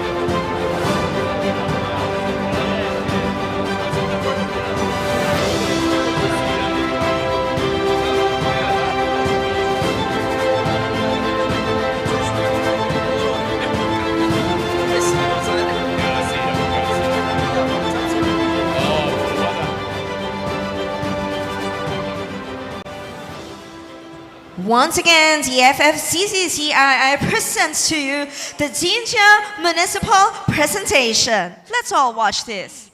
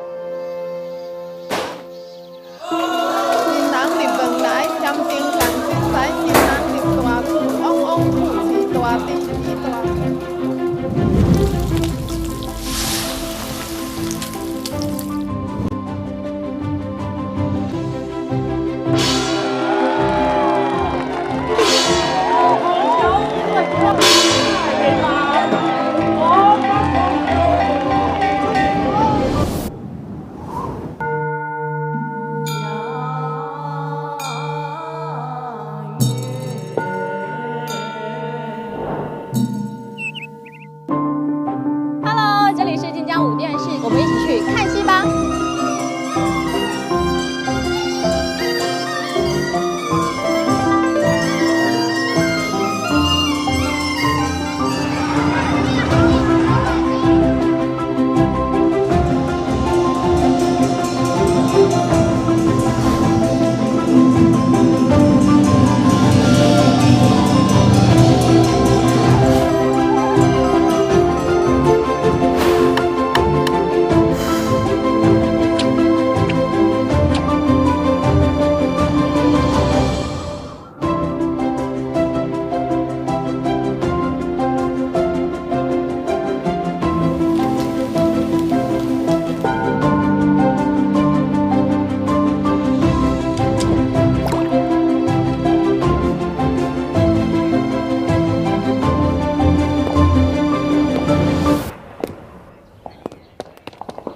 习近平总书记在福建工作期间，总结提出晋江经验，成为晋江快速发展的行动指南和制胜法宝。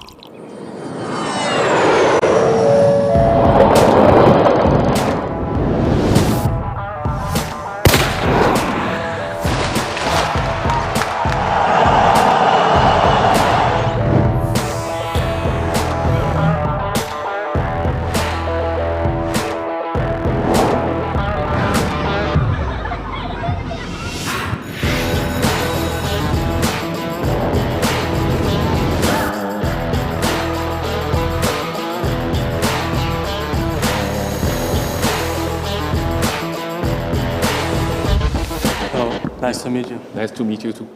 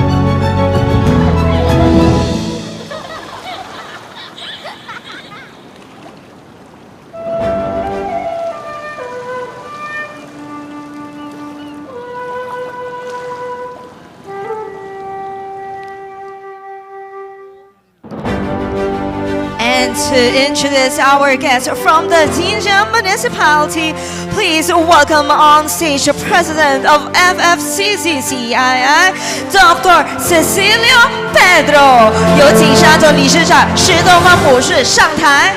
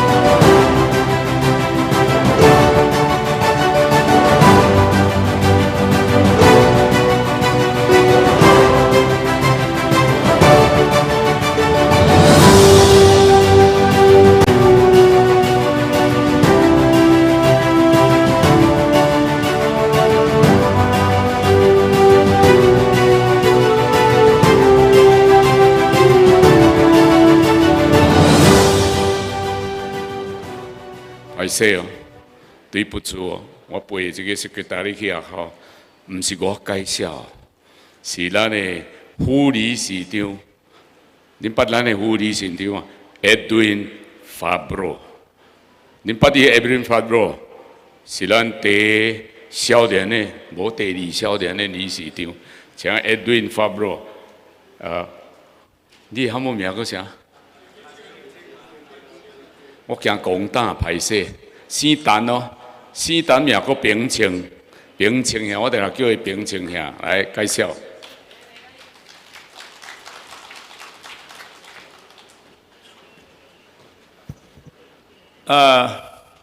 多谢，谢谢咱的理事长，多谢给我这个机会。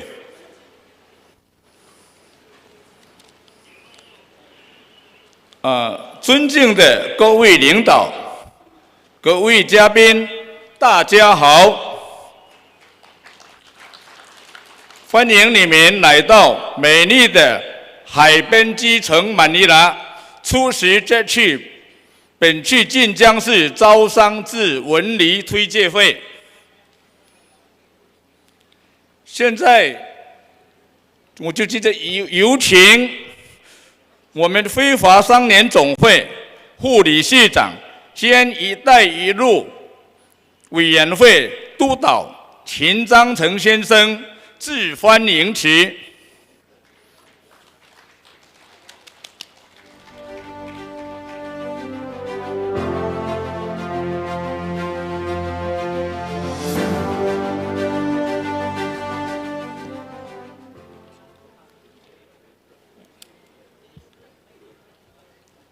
尊敬的晋江市人民政府王明元市长，陈祖昌参议委员，外事办蔡文思主任，泉州市侨联副主席，晋江市侨联主席陈建军先生，晋江市商务局林奇局长，晋江市文旅局蔡卫琼局长，晋江市龙吴镇许文昌书记，各位来自海内外的嘉宾，会华各团体的领导，各位来宾，商总的各位同仁，下午好。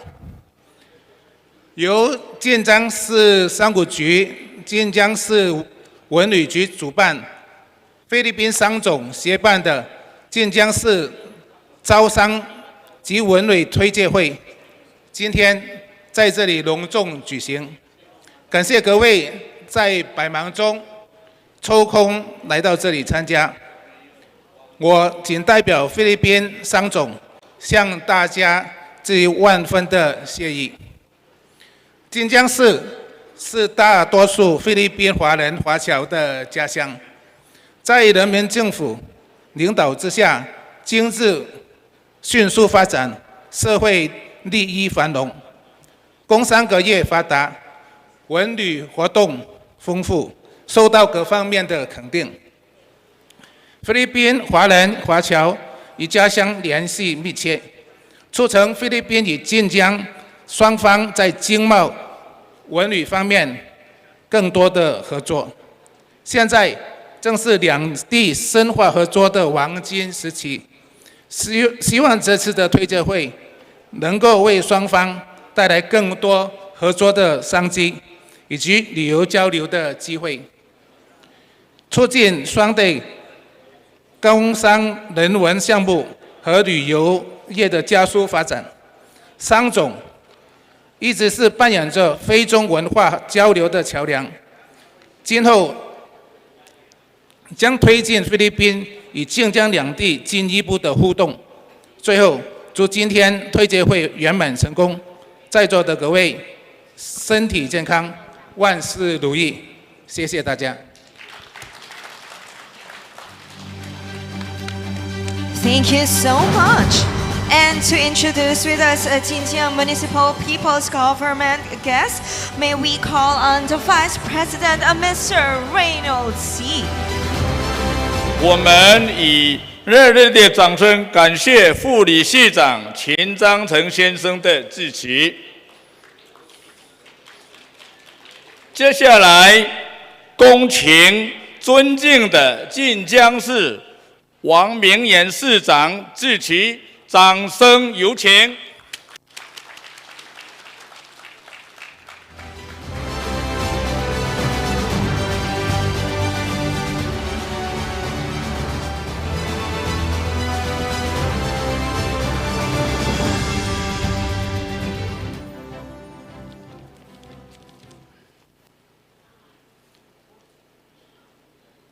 尊敬的非华商联总会理事长施东方博士，各位非华商联总会成员，海内外华商代表，女士们、先生们、朋友们，大家下午好！非常荣幸受邀参加非华商联总会成立70周年庆典活动，与大家相遇在美丽的亚洲纽约马尼拉，并向大家推荐我们的城市晋江。借此机会，我谨代表晋江市人民政府，向非华商联总会70周年庆典表示热烈的祝贺，向各位领导、各位华商朋友们表示衷心的感谢。晋江位于中国东南沿海，陆域面积649平方公里，常住人口超250万人。晋江是晋江经验的发源地，经济发达，城市宜居，被誉为中国品牌之都，是中国的2型大城市。2023年，晋江完成 GDP 3364亿元人民币，增长6.5%。增速位于中国县域10强首位，财政总收入达250.7亿元人民币，增长8.6%。县域经济基本竞争力位居中国第4位，县域经济和社会综合发展指数位居中国第3位。当前，晋江正积极扩大与“一带一路”沿线国家和地区的经贸合作和文化交流，加快建设国际化创新型品质城市，发展前景广阔，商机无限，大有可为。菲律宾是“一带一路”沿线最为重要的国家之一，也是晋江最大的海外贸易合作国，每年有超过20万人次往来晋菲两地。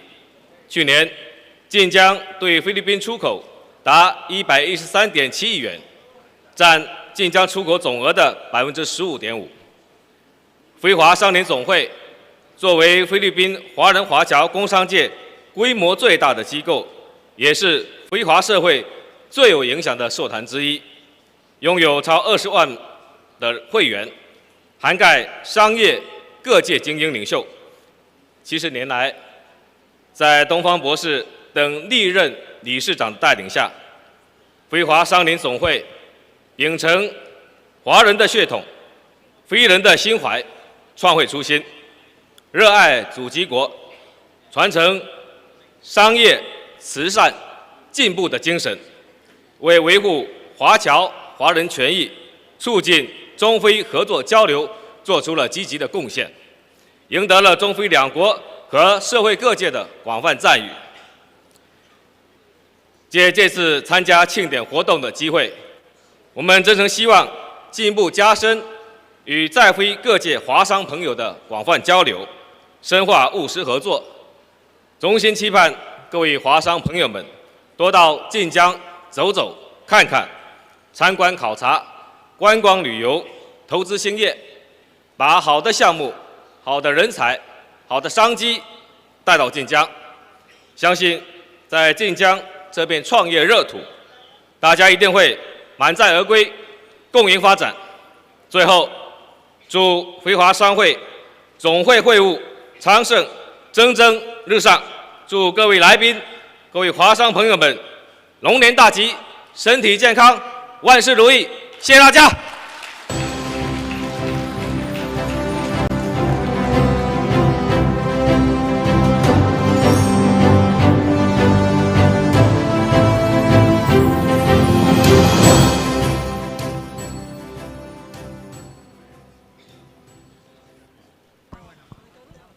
谢谢王明远市长热情洋溢的致辞。再来有请商务局人事局长推荐。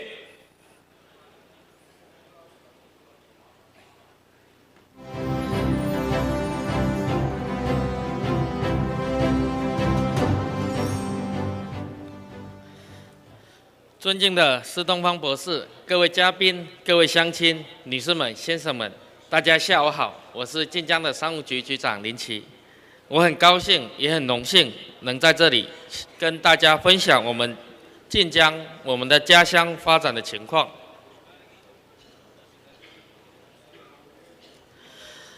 习近平主席在中国福建工作期间，曾亲自到晋江调研，并亲自总结提出6个始终坚持和正确处理好5大关系为主要内容的晋江经验。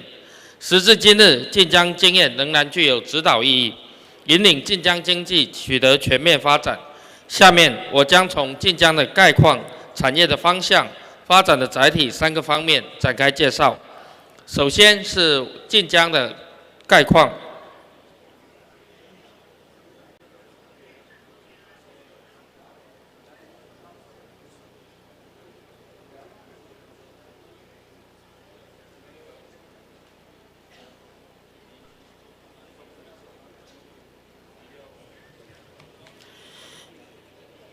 晋江位于中国福建省东南沿海，陆域面积649平方公里，常住人口超240万。晋江是历史名城，有很多非物质文化遗产和国家旅游景区。晋江也是著名的侨乡，海外乡贤遍布60多个国家和地区，其中晋江及菲律宾华侨华人超120万人。晋江是一座品质城市，空气质量优良率常年达100%，市区绿化覆盖率44%，拥有很多高端医疗资源以及完备的教育资源。在营商环境方面，晋江位居中国县域第2，获评中国法治政府建设示范市。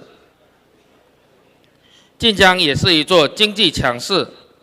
去年的 GDP 超3363亿，县域经济和社会综合发展指数跃居中国第3，连续30年居福建首位，培育了超31万户市场主体，超9万家民营企业，52家上市公司以及46枚中国驰名商标。晋江形成了一个超3000亿的协服产业集群，一个超1000亿的纺织产业集群，2个超500亿的建材、食品产业集群，2个超300亿的智能装备、医疗健康产业集群，以及一个超100亿的集成电路产业集群。晋江外向型经济发达，外贸企业超2300家，出口国家和地区达212个，进出口总额年超1000亿元，其中与菲律宾进出口总额超140亿元。晋江获评了国家外贸转型升级基地、国家进口贸易促进示范创新区、国家级市场采购贸易方式试点等多个国家级称号。晋江积极引导企业开展国际化经营布局，目前已经有14个企业在境外上市。90家企业在全球23个国家和地区建设境外分支机构，并购国际品牌超40个。晋江每年组织超1000家次的企业赴境外参展，并在晋江举办多个品牌展会，吸引了80多个国家和地区海外客商参加，总流量超35万人次。晋江拥有国家级海关特殊监管区域、泉州综合保税区，拥有中国第2大陆地港、国家1类对外开放口岸以及晋江国际机场。此外，晋江拥有多个大型的专业市场，年销售总额超600亿元。晋江与菲律宾的往来非常密切。2018年，晋江与达沃缔结为友好城市。去年2月，晋江经贸代表团赴达沃市开展经贸交流合作，并签订双方经贸创新发展合作框架协议。去年5月，达沃市市长率代表团来晋参观访问。去年9月，举行达沃晋江结好5周年庆祝活动，并签订深化友好交流合作备忘录。在经贸领域，晋江有直飞达沃的航班，菲律宾晋江建材家居展销中心、菲律宾晋江产业合作园先后在菲律宾揭牌。去年9月，晋江围头港至菲律宾马尼拉市场采购预包装食品首票通关。去年12月，泉州直飞马尼拉全货机定期国际航线开通。下面我介绍第2方面是产业方向。晋江围绕4341现代产业体系，重点发展4个优势主导产业、3个新兴产业、4个现代服务业和1个未来产业。第一是强链补链4个优势的主导产业，推动鞋服、纺织、建材、食品产业向上下延伸，向价值高端迈进，向新市场、新赛道扩展。2是建链发展3个新兴产业，多为布局集成电路、医疗健康、智能装备等新兴产业。3是提质增效4个现代服务业，推进先进制造业与现代服务业深度融合，加快服务业专业化、高端化升级。4是发展多元化未来产业，主要是聚焦新材料、新能源、人工智能等前沿领域，引入一批具备自主研发能力的高新科技企业。最后，我介绍一下晋江的发展载体。总体规划是加快建设高品质2型大城市，实现品牌之都、创新高地、品质城市目标。那晋江目前有5个较大的发展载体。第一个是泉州南翼国家高新区晋江区域，这里地处泉州、厦门交界，规划面积约占晋江陆域面积的40%，涵盖安海镇、内坑镇、东石镇、英灵镇、金井镇，重点打造战略性新兴产业集聚区。2是集成电路产业基地，重点打造国内重要的内存生产基地、封装测试基地，推动集成电路产业与传统产业协同发展。3是晋东新区，聚焦中央活力区定位，着力打造具有区域竞争力的先进鞋业制造基地、商贸中心、体育休闲中心。4是科创新区，依托国科大智能制造学院、中科院泉州装备所等，打造福建中关村。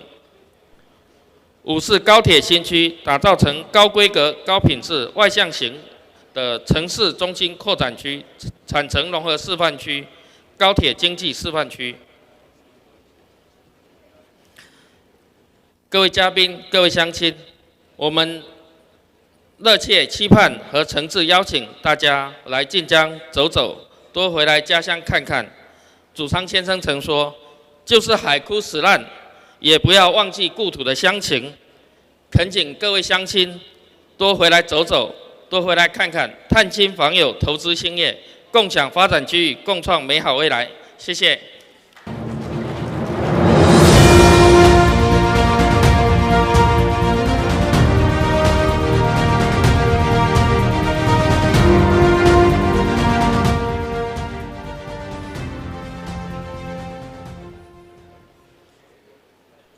谢谢任局局长的介绍，有请文理局蔡慧琼局长推荐，大家欢迎。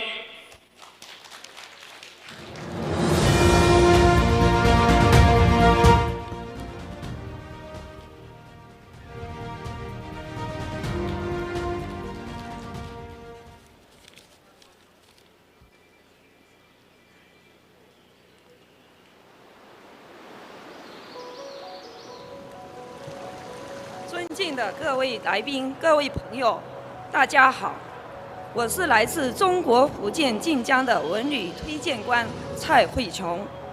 刚才大家已经观看了晋江的宣传片和招商介绍，对晋江的概况有所了解。接下来，我从4个方面推荐晋江文旅资源。晋江文化历久弥新，晋江历史源远流长，多元文化在这里交融。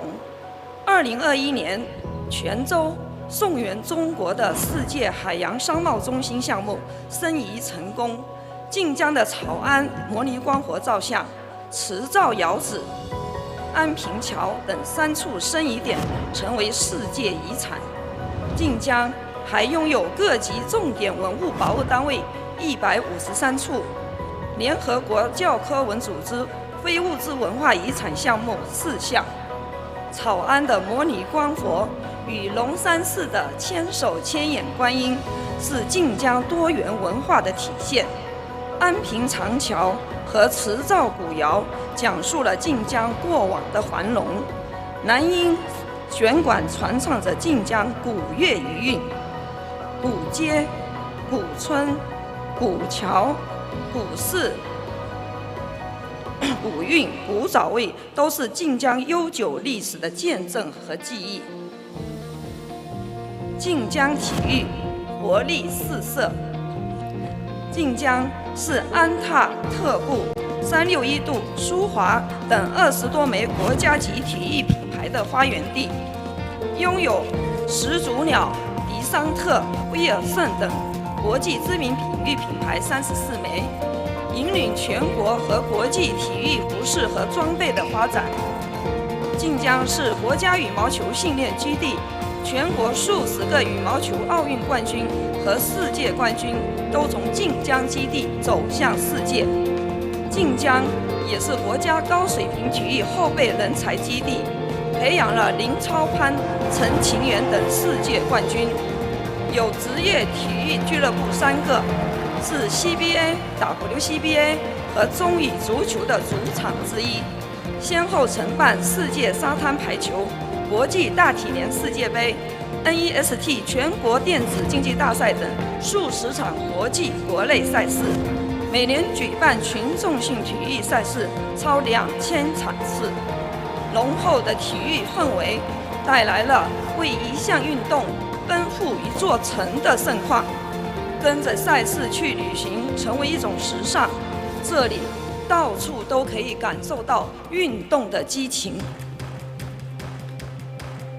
晋江旅游主客共享。晋江依山面海，延绵122公里的天然岸线，串联大小数十个海湾。金井塘东触角沙堤长达2公里，犹如一条探向大海的玉带。武店是传统文化旅游区，拥有闽南地区成片保护、规模最大的皇宫起红砖古厝建筑群，横跨明、清、民国3个时期，被称为晋江城市会歌厅、闽南文化活化石。吴林传统村落始建于明洪武年间，现存明清末官式大厝、近代哥特式、罗马式洋楼、番仔楼等各式风貌建筑89栋，有华侨建筑博物馆之美称。七匹狼、卡尔美等观光工厂、工业旅游示范点的创建，展示了企业文化。99溪田园风光项目呢，开启了我们城市的后花园。紫湖郊野公园露营兴起，正当时。更多的居民、游客共建共享全域旅游发展成果。大美晋江，海纳百川。晋江国际机场开通了83个国内外航点，下漳泉联盟路贯通。湖下高铁已经通车，交通网络进一步织密。占地10万平方的晋江国际会展中心，带动了会展经济强大的潜力。第二体育中心、足球公园等20多个高品质体育场馆的建设，助力承接高端的赛事和明星演唱会。希尔顿、温德姆等国际品牌酒店纷纷落地，特色民宿正悄然兴起，行、游、娱、住的体验进一步升级。晋江是一座让人留恋、让人向往的城市，不仅承载着深厚的历史文化底蕴，更以其独特的魅力吸引着世界各地的目光。今天，我们在这里向大家发出一份诚挚的邀约。Welcome to 晋江。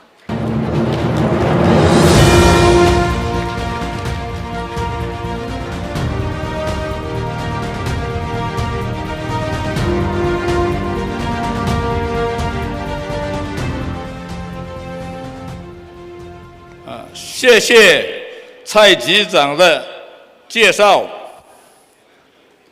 现在由我们晋江市市长王明彦先生带了一份70周年的礼品赠送商总，有请商总的理事长。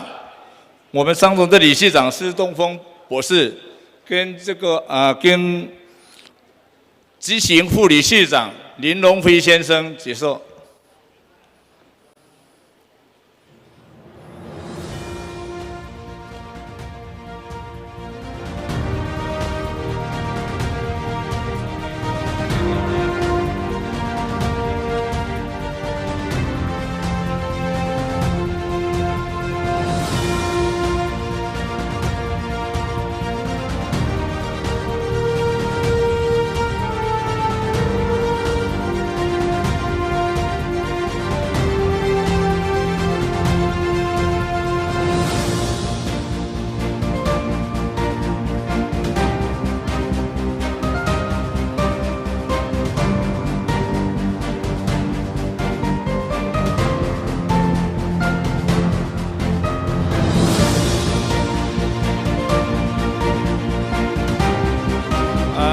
我们商总也有一份纪念礼品回送给王明彦市长。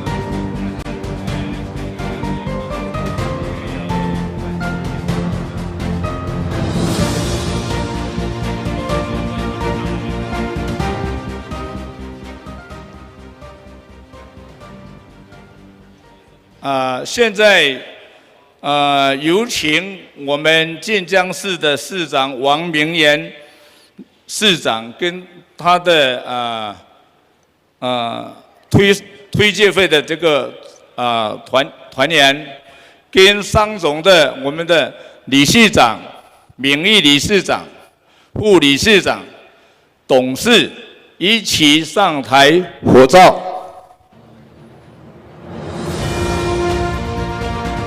还有晋江同乡总会理事长姚金正一起合照。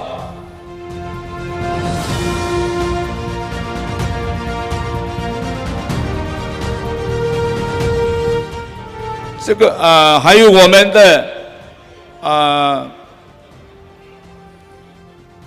秦祖昌先生一起合照。我们的参议委员秦祖昌先生一起合照。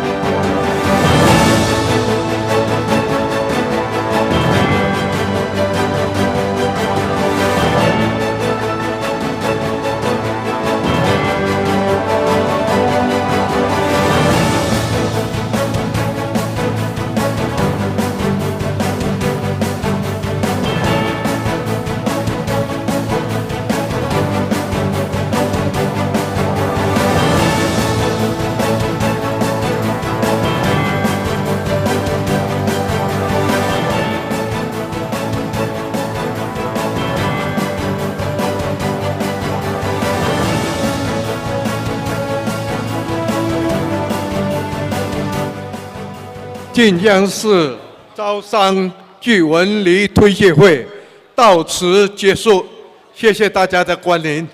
今天晚上庆典大会见面。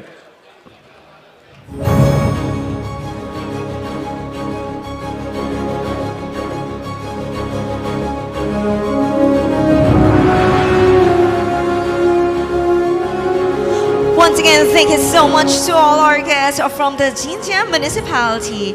It has been an honor to have you here with us today in this business forum. And that officially ends our business forum, but the celebration of the FFCCCII's 70th anniversary continues later tonight at the Gala Night. See you all and goodbye. Thank you so much. 请上中的全体理事注意哦。大明区甲12地区的哦，咱5点半哦，对这个会场的哦，大舞台咧要合团体上哦，全体的理事啊，请注意5点半，咱在隔壁合上。